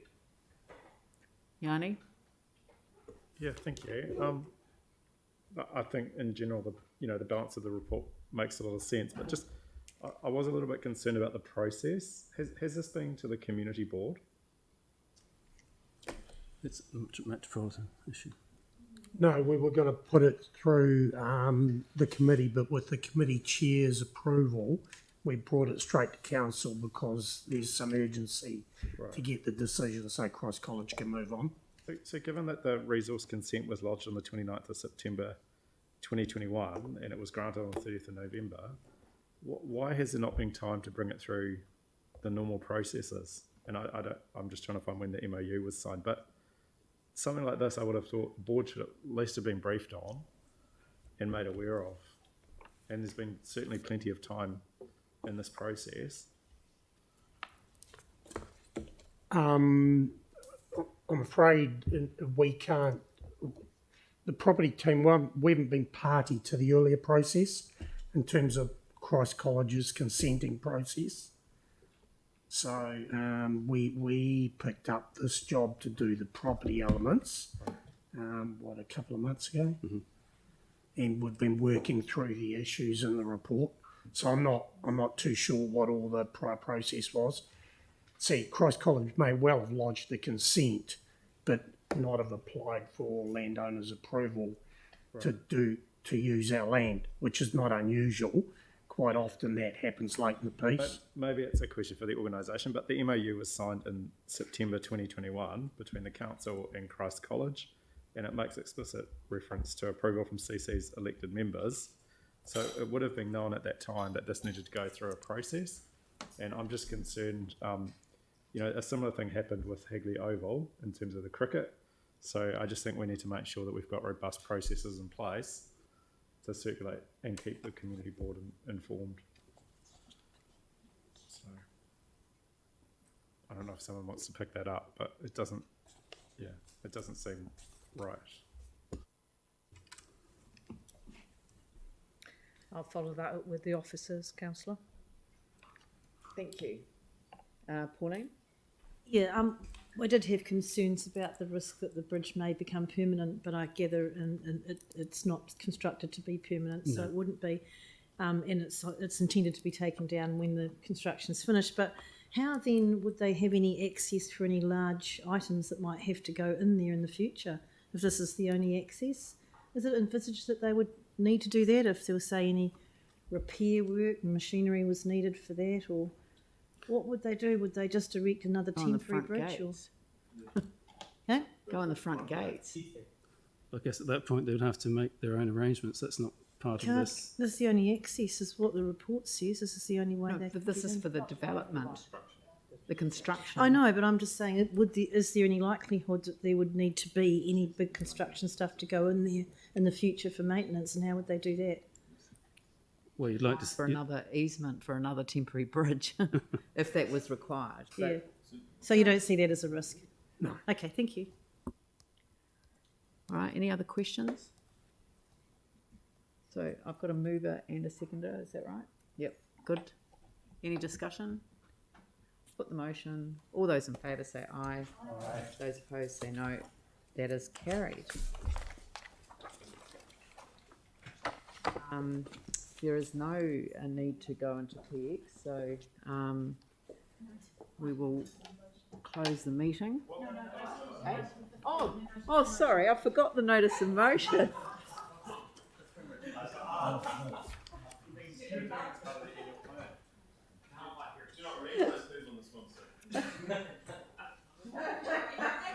It doesn't look like one of the other papers, sorry. I'll move to the notice of motion. Councillor Jake McClellan, would you like to move your motion? Yep, happy to move. Yep. And do I have a seconder for it? Melanie Coker. Right, I'll hand it over. Do you? I was just going to. You introduce the paper. Okay, all right. Okay, sure. And then if there are questions, we'll take questions and then I'll straight open the into debate and then close. Yeah, sure. Okay. So this notice of motion was put together by Councillor Coker and myself, obviously to address some of the barriers that people face when trying to learn how to swim. It's pretty broad. It's self-explanatory. And basically, at this stage, we're just asking for a staff investigation. So staff can go away. They've got a year to do this work. And as you can see, they can explore any and all options to achieve the optimal outcome, to achieve the goal that we want, which is making sure that Christchurch is a world leader and has the best access for people to learn and be comfortable around water. Very good. Has anyone got any questions of Jake? Sam? Just one. Is it intended that, like it's, good on you for bringing it through, is it intended that this additional cost will be found within existing budgets? I think that's obviously a decision for our annual plan process next year. All that's intended here is that we look at all options we can. Right. We have. Right. And then, so is there a reason it didn't come earlier so it could be part of this annual plan? I'm just conscious. I guess the public expectation is that we're going to go and offer it, but actually it's at least 18 months away. Well, I mean, the notice of motion is quite clear in what it does and doesn't ask for. I mean, I would be really interested in exploring any quick wins to push through in this annual plan. But really, I was cognizant of making sure that staff had the time to do an adequate investigation. I guess it was like, how come it didn't come last year so they had time for this? Oh, because I thought of it this year. Oh, right. Okay. Cool. Well, it's arisen out of the number of drownings that have been. Yeah, that's the way I've read it. But my question is that we've got a number of private providers that provide swim lessons, learn to swim. So how would they feature in this report? I think it's inherent. I mean, staff of being emboldened to investigate what is quite a broad scope here, and obviously that existing capacity within our city should be looked at to achieve the goal. It's the goal that matters above all. Right. So noting that the council as a provider of swimming facilities can play a key role doesn't mean that they play all the role. We don't play all the roles. Right. Cool. Aaron and then Celeste. Yeah, and I don't want my question to sound insensitive, but it's genuine. What is the problem we're trying to solve? Please address it in a sec. I'm happy to restate it. Just the apparent level of drowning in New Zealand, and really making sure that children have the ability, if they don't otherwise, to access swimming lessons. So I get that, but it says the unacceptably high rates of drowning in New Zealand. That's compared to what? Or other. And yeah, well, true. Fair point.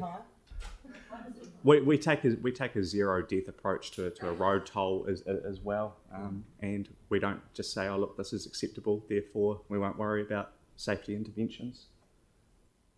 Good answer. Yeah. Okay. I'll save it for the debate. Yep. Celeste. Yeah, sorry. In terms of the free swimming lessons, I know that there is some targeted funding from central government for low decile schools, as I understand. It would seem to me that it would be a good use of our resources to look at, I think, following on from Aaron's point, what the barriers are to people accessing swimming lessons, so it can be included in the report, to find out where that money's best spent. Because my sense would be, without getting the information, would that there be sort of people with less resources, time as well, to take their kids for swimming lessons might be the barrier. So giving free swimming lessons to everyone might not solve the bigger problem. Yeah, so, but I just think it might be helpful to kind of identify the barriers as well as just saying we want free. Correct, and that's what the staff report will do. There's pros and cons with both targeted and universal support, but again, that's what the report will give us, those options to decide also how much we want to pay and how much we want to do. Because it doesn't say identify the barriers, it says address the barriers, and I'm not sure that we're clear what the barriers are, so hopefully that'll come out of the report. I should hope so. Yeah, I think people are looking at that word, like the report will cover the following, but it's really only includes a look at the following as part of that wider question. So, yeah. It's just making sure that the following is looked at. Yeah. Yeah.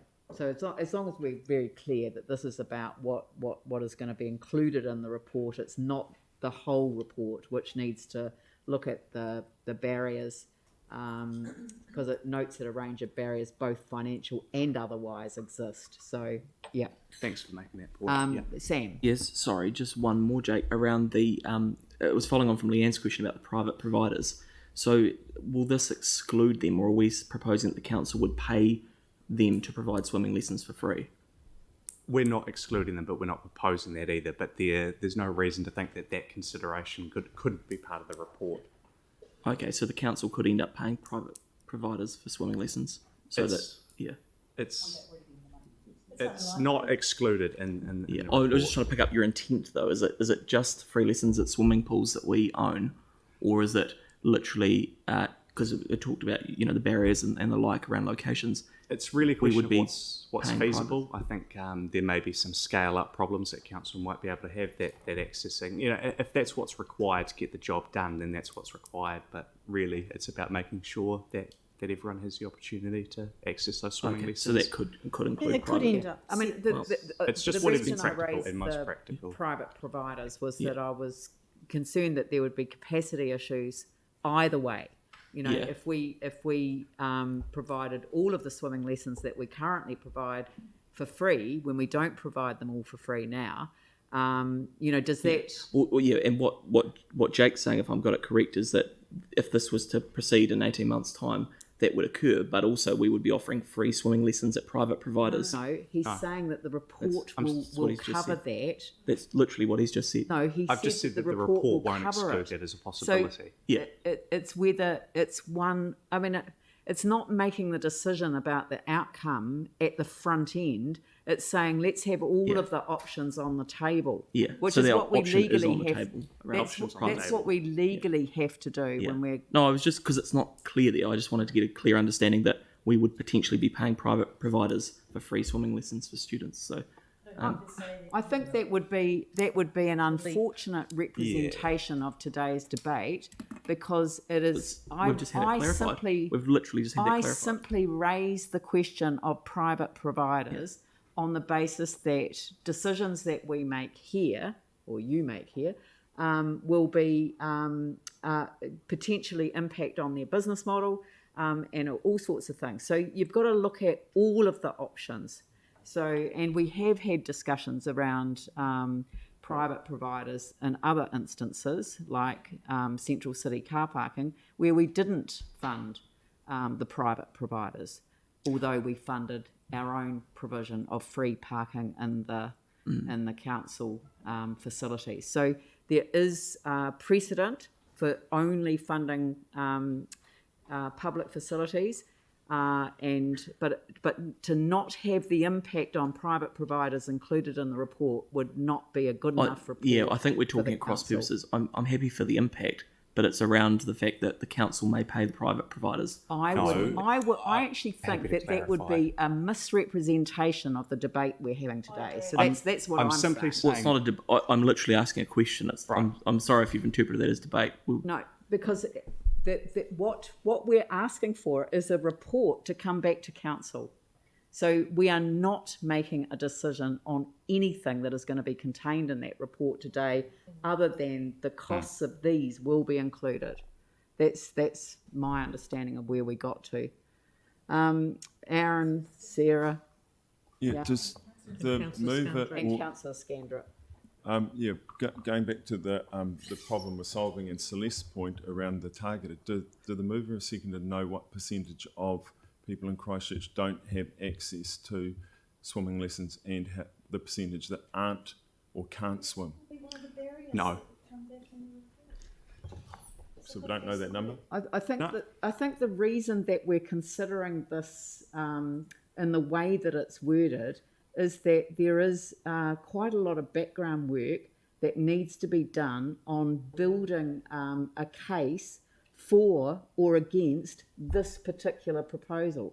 And, you know, perhaps if I mean, I don't get to write people's notices of motion, and I personally would have constructed it slightly differently in order to achieve that outcome. But it is what it is. It's in front of us now, and I'd like us to get to the debate on it.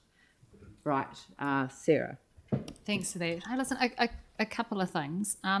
Firstly, in the past, I mean, I completely get where you're coming from. The drowning rates are awful. We need to, as a society, do something. In the past, we've had some concerns around council taking on financial responsibility and responsibility for areas that are actually government ones through a different agency. So the Ministry for Education has a health and physical education curriculum which says that it expects that all students will have had opportunities to learn, have aquatic skills by the end of year 6, which is about 11 years old. Yeah.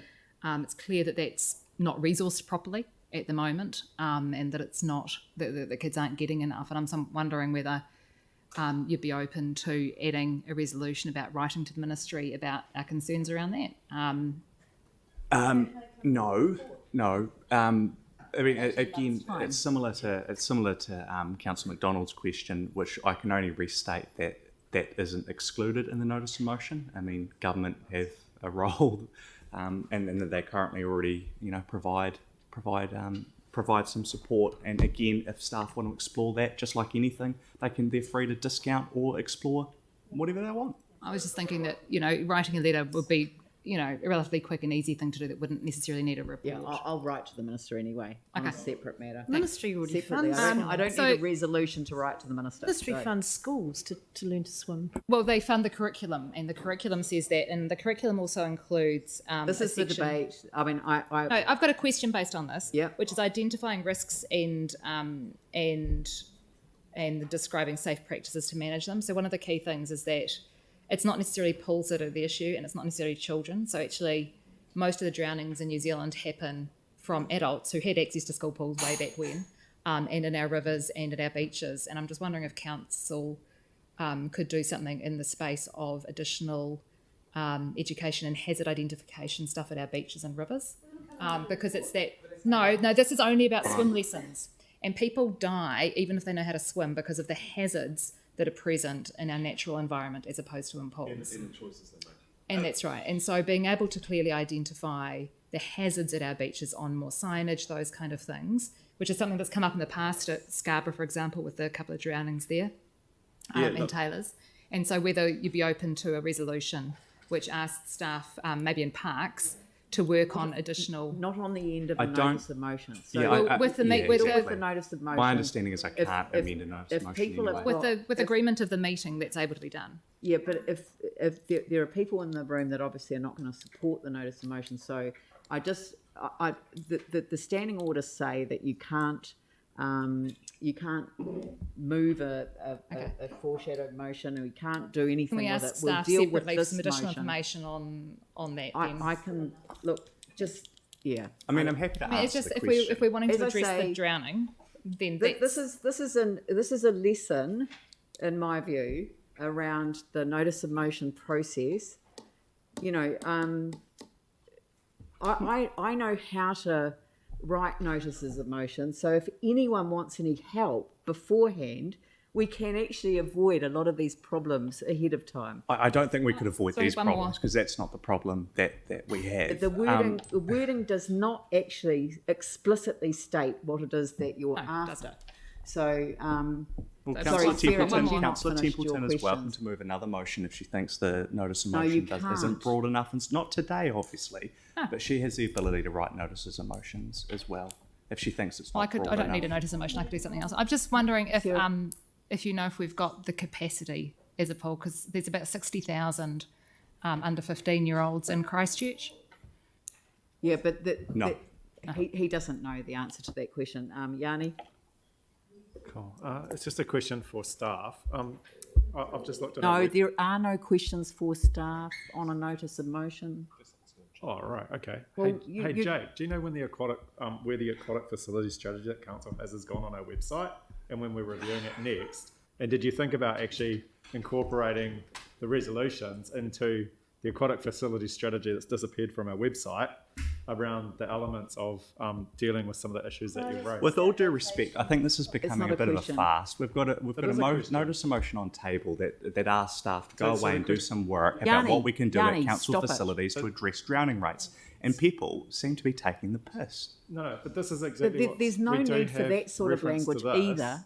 in our aquatic facility strategy. Yanni, So Yanni, I'm just please, asking- I'm going to ask you if you've got a question that's in Yeah. order as far as the notice of motion is concerned. So did the mover of the notice of motion Consider a strategy. No, did you consider that strategy getting in the your... strategy review? Thank you. He and said changed? no. He said no. Thank you. All right. I'm going to open it up for debate. Jake, would you... Sorry? Oh, sorry. I've got it. Tim Scandrett. Apologies, Tim. I can't see you from here. I'll do a notice of motion. It's okay. Hey, but Jake and Melanie, thank you very much for putting this forward. The intent, I think, is excellent. And Jake, I can feel your frustration where this has been taken. But I think with regards to point 2, the wording with regards to children building skills, etc., I think the real work will be in with working with the staff, because Surf Lifesaving New Zealand would be crucial in this, because it comes back to the circumstances of where the drownings have happened. And I think that would be an important step within that information that we need to understand where these drowning, where the dangers are, rivers, etc. So I think that should be included in it, but that's, I think, for another day. But I will support the process, but I do think there are a lot of things with regards to this, because we are a country made up of a whole lot of rivers on a number of islands, and it is absolutely senseless for people not only not to be able to swim, but not understanding the dangers of rivers and our seas, etc.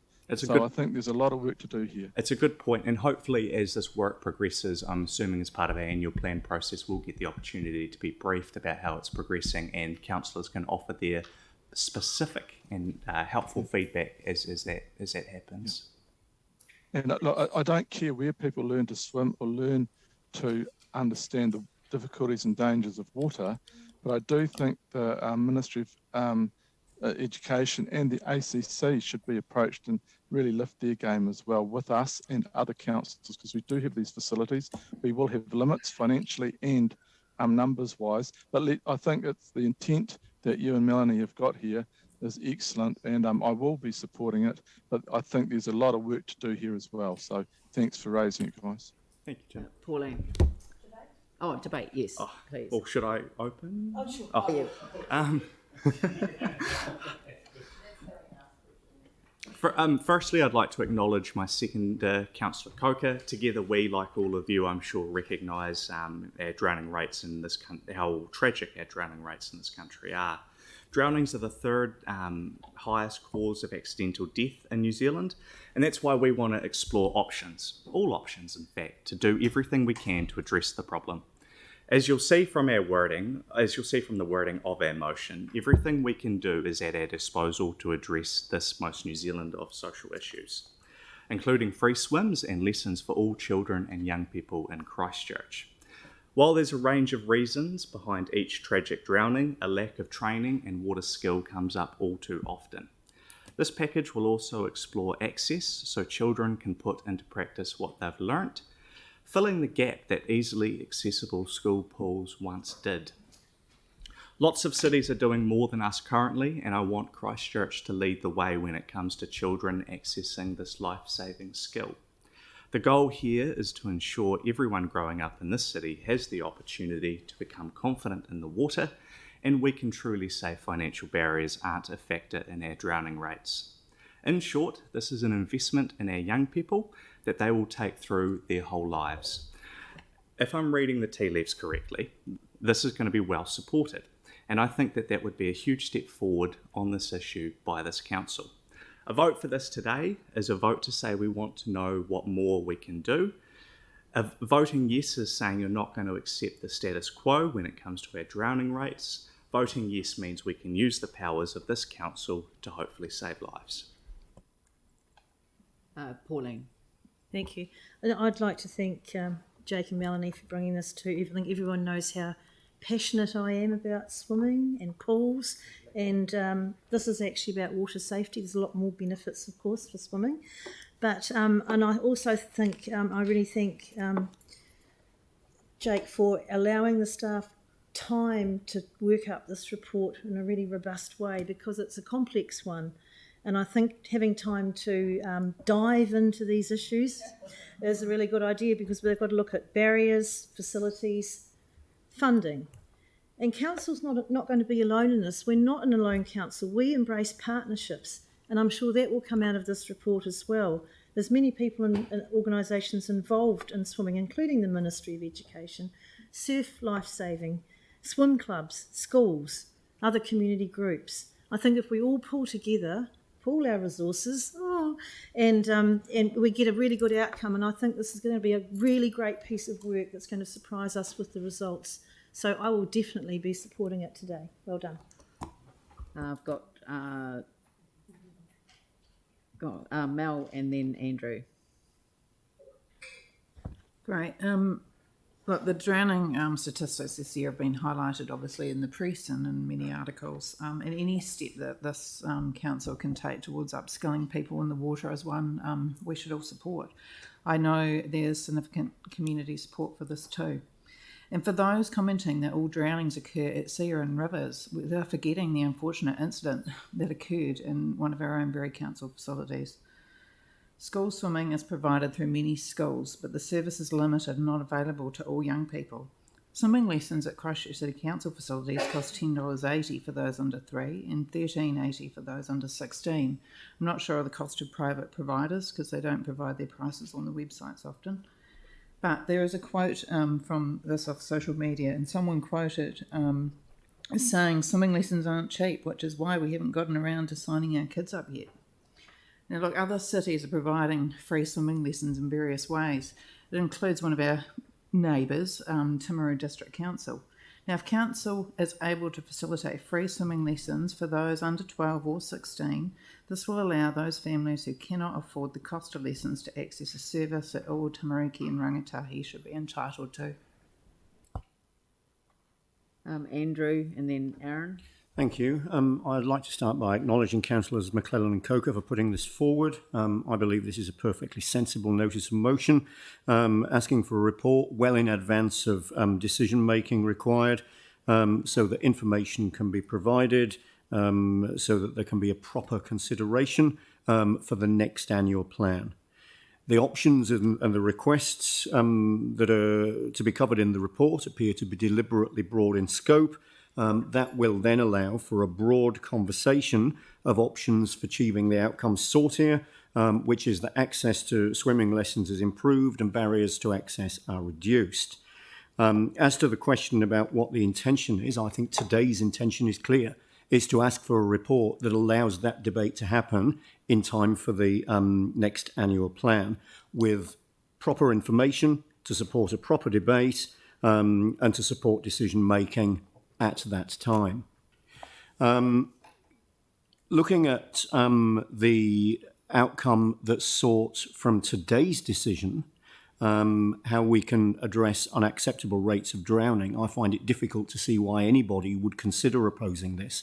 Yes, we can do more. Yes, there are probably some broader issues at play here, but at least this is making a start to consider what we can do in this space, and I'll definitely be supporting it. Aaron?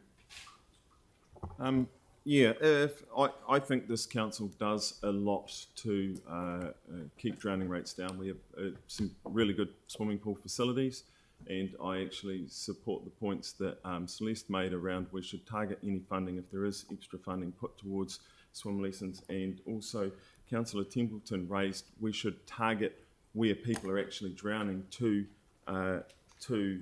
address that, because the way people drown is a big part of how people drown in New Zealand, and males are overrepresented because of a lot of choices they make. And when you look at the stats, which I'm sure everyone has, of how people have drowned in New Zealand, you'll see a lot of what the decisions males were making that got them to the point of drowning. And I've made plenty of those decisions myself in my life, but I learnt to swim in a bathtub when I was at Dr. Bernardo's at 3 years old, before being taken to the beach and put in the deep end. I'm still here, which is a surprise. New Zealand has the 7th largest coastline, as many of you will be aware, but what most of you are probably not aware of if you didn't look at the numbers is that since the mid-80s, when drownings were peaked and that legislation come in which killed a lot of swimming pools, drowning rates have actually dropped. So that peaked over 200 drownings in 85. We now average just under 100 each year. The population back then was under 3 million. It's now over 5 million. So drownings in New Zealand have gone in the right direction and will hopefully continue to. New Zealand isn't badly represented. We're 139th in the world of countries for drownings.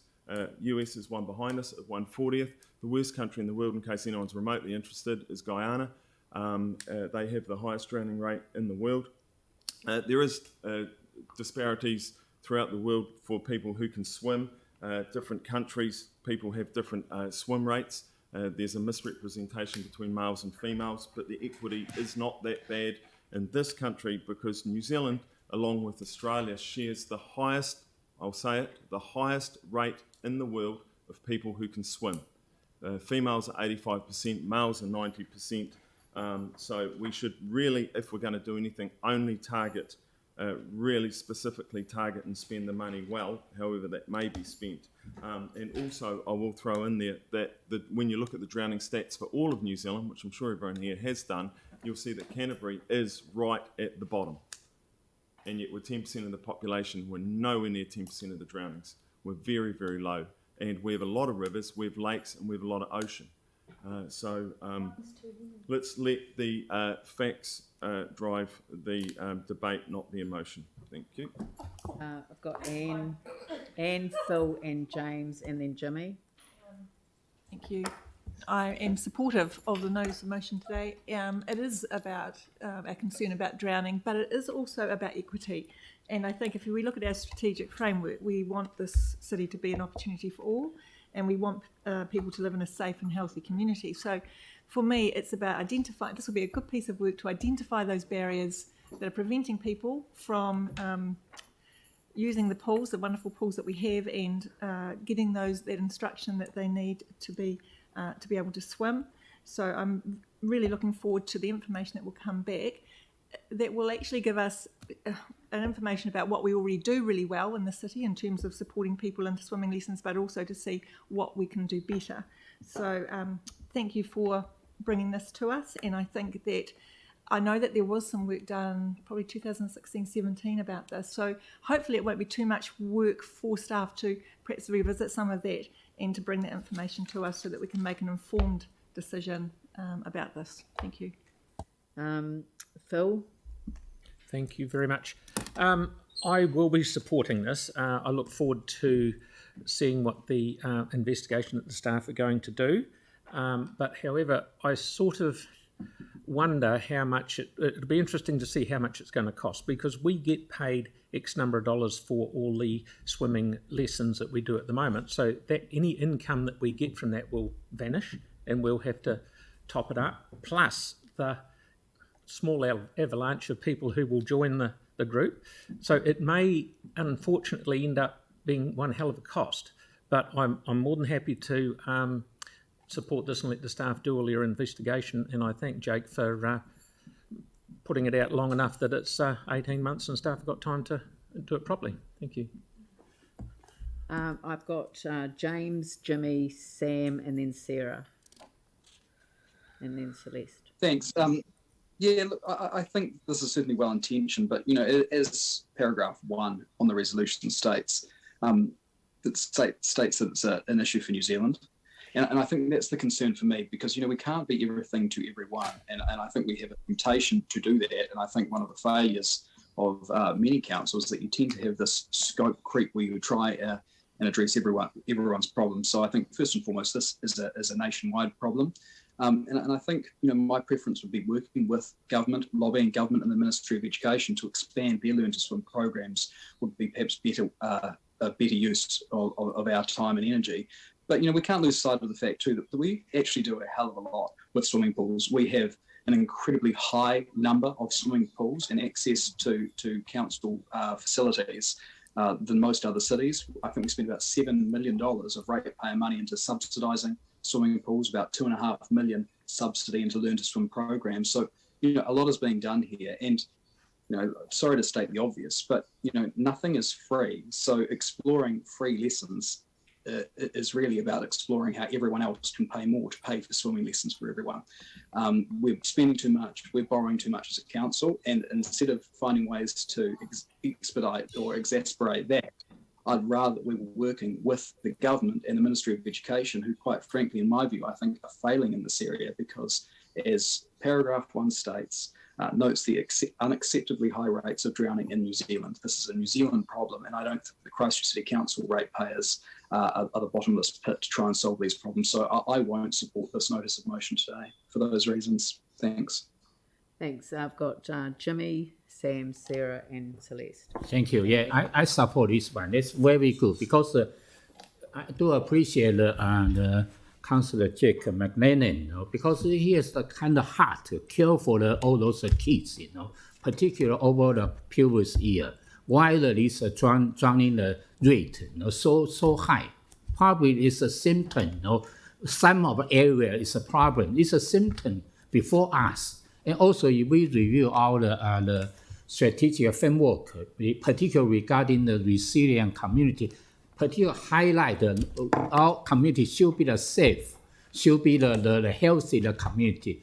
But these symptoms need to be remind us we have to face, But now it's just early stage. We request the officers, staff, to feedback to us regarding to the comprehensive report, what impact regarding to facility, whether it's short of, whether it's all those parents, adults couldn't afford to pay those swimming lessons, or whether the have some other financial or this kind of, we can waiting for the staff give us comprehensive report. But today, many is whether we have this heart care for all those kids, care for our future, because all those kids is our future, our assets. So that's why I fully support this one. Thank you. Sam? Yeah, thank you. And thank you, Jake, for bringing it to the table. I think regardless of whether we agree or disagree, it's important in a democracy that you can actually come along and share your ideas. So I do think that's good. I think these are always really interesting issues in an election year. And I know it's early in the year, but it will send a bit of a signal, I guess, as to the approach that the city want to take. Do they want us to be the social welfare department for the city, or do they want us to be an organisation that delivers facilities where there is a general subsidisation across some points around the general rate?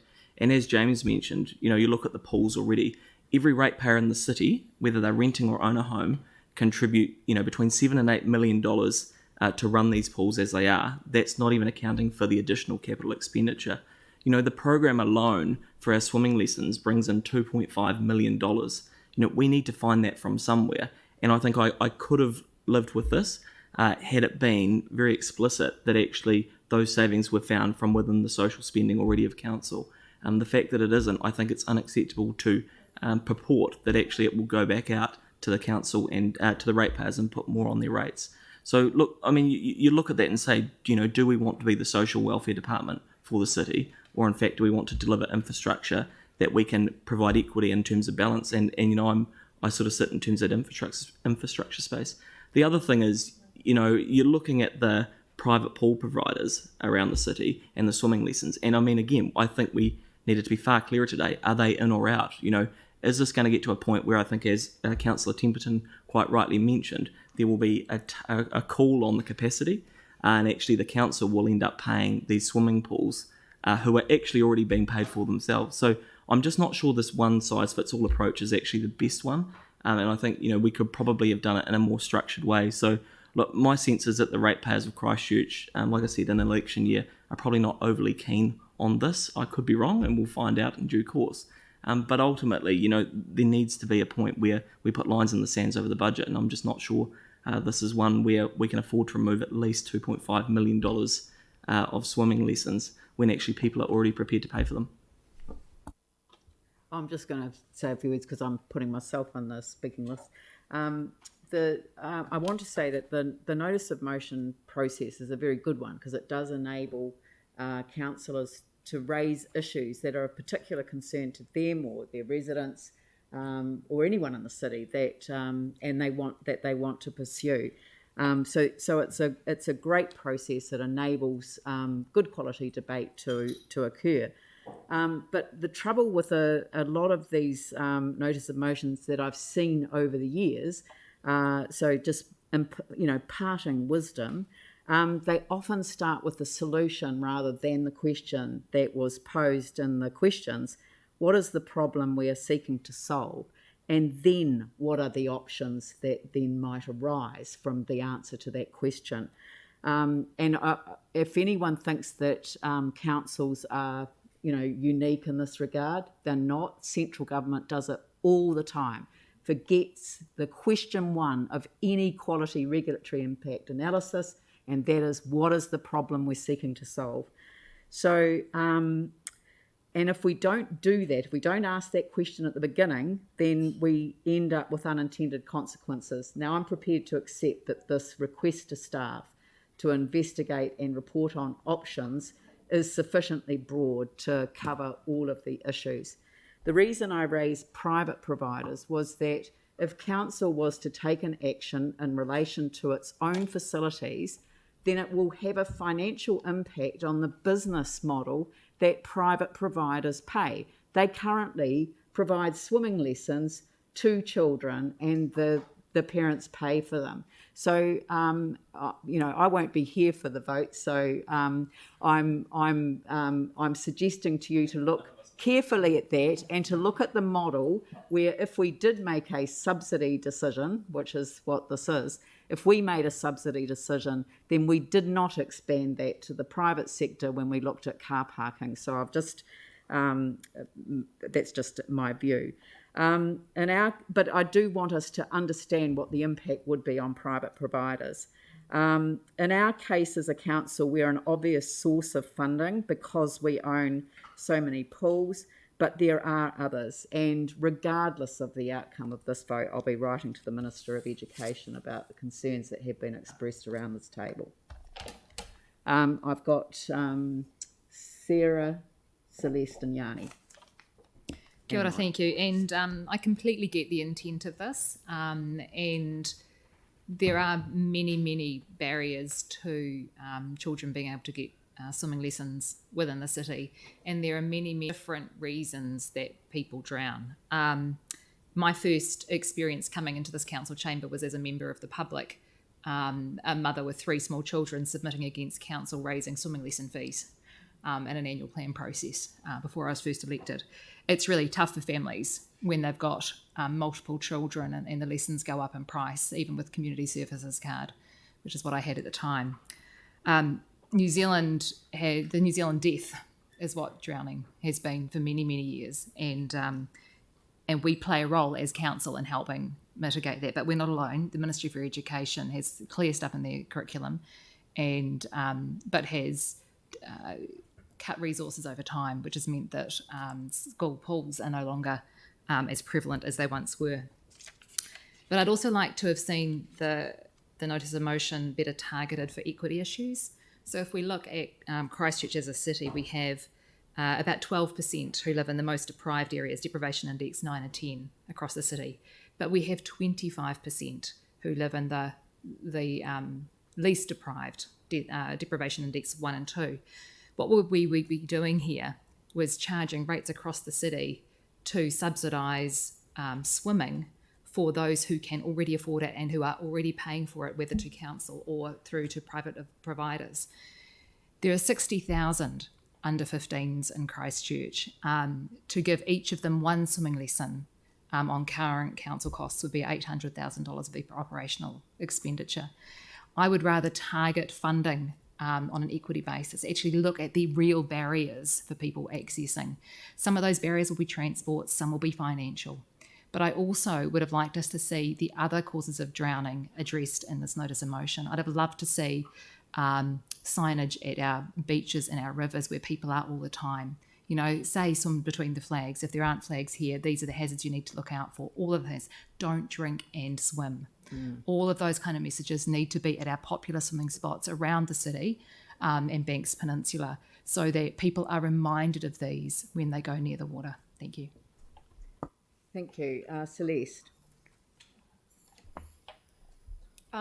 Yes, thank you, Councillor McClellan. It's a great initiative and I support the intention. However, I think the proposal needs to be targeted at where the need is greatest, with a focus on equity, and will have the biggest impact. I realise it's just a report for further information. Some of the feedback that I've received, I've spoken with surf lifesavers and swim instructors, and they agree that we need to do something.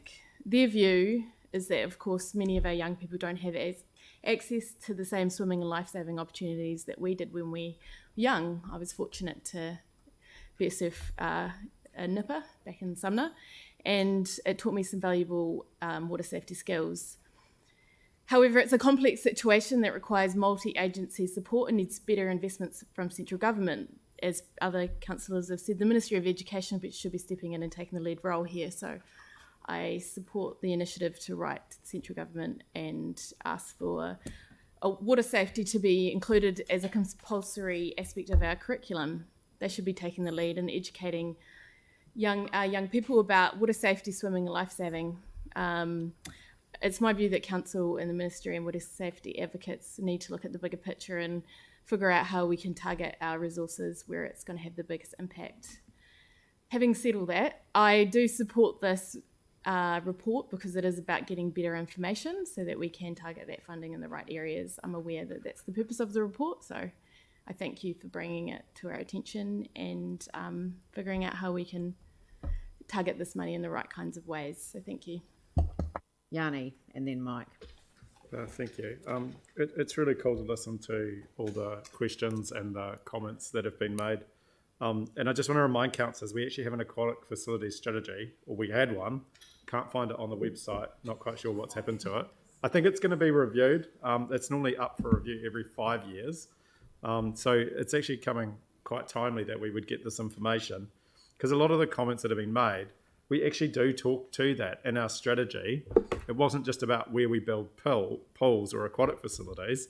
It was about the things we did with the Ministry of Education and with schools and with the community around access to learning to swim, etc. So one of the really interesting things I think is the fact that obviously there's been a focus on water safety, particularly with what's happened at the end of this year or over summer this year.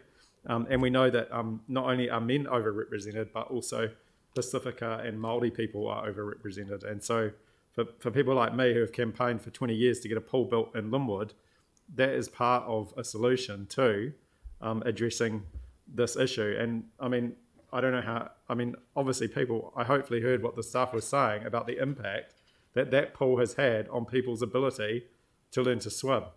I think they said they had for the whole year an expectation of 800 enrolments, and within the first quarter, I think they had said that they had 400. So they're doing way better than they anticipated, and clearly showing that we can make a difference as a council. I am concerned to hear that some councillors are saying we need to choose whether we wish to be the social welfare department for the city or whether we just provide infrastructure. I haven't heard those same comments made around the using rates to fund property development within the central city, where we gave a huge amount of welfare to some of the richest people in our city to provide housing, and yet when it comes to swimming and basic life skills, we're hearing that maybe it's not our role. And ironically, someone's raised the cost of $800,000 for these potential lessons if this goes ahead. Well, that's at the same amount of money that we're paying to service the debt associated with funding the central city housing that we gave to the private development sector. So I just hope that people have an open mind to what we're trying to achieve here. I commend the people that have put forward the notice of motion. I hope that we can look at the aquatic facility strategy too, and look at the other things that we can do, including working with the Ministry of Education and central government to encourage and get better education around people's ability to learn to swim, both in pools, but also along our coast and in our rivers. Mike. Thank you. Look, I'd also like to thank Jake and Melanie for bringing this notice of motion to us. I think it's actually a really important conversation as a council that we need to have to work out actually, you know, what our role is and what we can do to actually help prevent people from drowning. I guess unfortunately I think the inclusion of 4A, C and D may put a bit of a focus on, you know, providing free swimming lessons for quite a significant number of people that potentially could have led to quite a cost prohibitive report, which I don't believe is the intention of what is trying to be achieved. What I hope we get is actually, I guess, a broad range of initiatives that we could look to put in place to actually try and help, you know, people that will struggle if they get into trouble, be able to get out of it. And I guess one of the things is, you know, this is a long time frame to be achieved. We need to also see what we can do now. And I think there's a lot of things we can do, but also importantly, you know, this will go to the next council and will actually form part of an annual plan consultation. So actually we can have the conversation with the people of Christchurch with facts, with figures, and actually let them have a say on what they think is important for us as a city. Thank you. Jake, do you want to close that off? Yeah. This motion seeks. God, I can't believe I got caught by the microphone trick. This motion seeks to solve a problem using the tools that we have. As Councillor Templeton said, many people often drown in our rivers as well, but they learn in our pools, and we have a responsibility to the safety of our community. There are many reasons but why not start with the reasons that we can control? Fully supportive of the call to do more, and more now is part of our upcoming annual plan. And again, I just wanted to state in case there is any confusion, targeted options are a part of this policy. However, I want universal ones looked at as well, and that's why they're noted here. That noting for something you don't support isn't a reason to throw the baby out with the bathwater, though. The idea that government should solve our problem for us is a weak excuse for an authority sworn to look after the interests of the people of Christchurch. Perhaps government could be doing more, probably that's the case, and we can ask them, and I fully support that, but absolutely it would be wrong for us not to explore what we could be doing to improve the situation. That situation is bad. Our rate of preventable drowning is twice what Australia's is. So what this motion is all about is about offering provision for those that currently can't access. It's about saying that confidence in the water will now be a right, not a privilege in Christchurch. All right. Well, possibly not required, but I'll put the motion. Like a division. Oh, okay.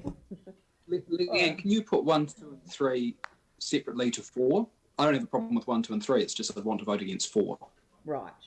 So how do you want to do that? Well, it makes no odds because, I don't think anyone's going to disagree with noting provisions, are they? So I'll put 1, 2 and 3 together. All those in favour say aye. Aye. Those opposed say no. That's carried with Aaron Kewen voting against. Shh. Don't debate the vote. I have called the vote. It has been carried for 1, 2 and 3.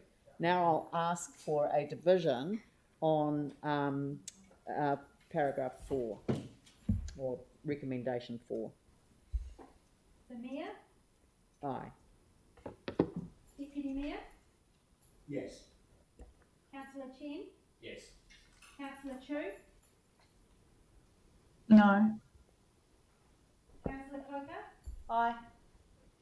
Was it me? No, I think oh, sorry, misheard. Okay, so Councillor Coker? Aye.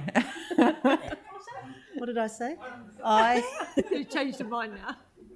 Councillor Donovan? Yes. Councillor Davidson? Aye. Councillor Galloway? Yes. Councillor Goff? No. Councillor Johansson? Yes. Councillor Kewen? No. Councillor McDonald? No. Councillor Major? Yes. Councillor McClellan? Yes. Councillor Scandrett? Yes. Councillor Templeton? Yes, apart from A. 3. Yes, apart from A. Okay. There's note A is a no.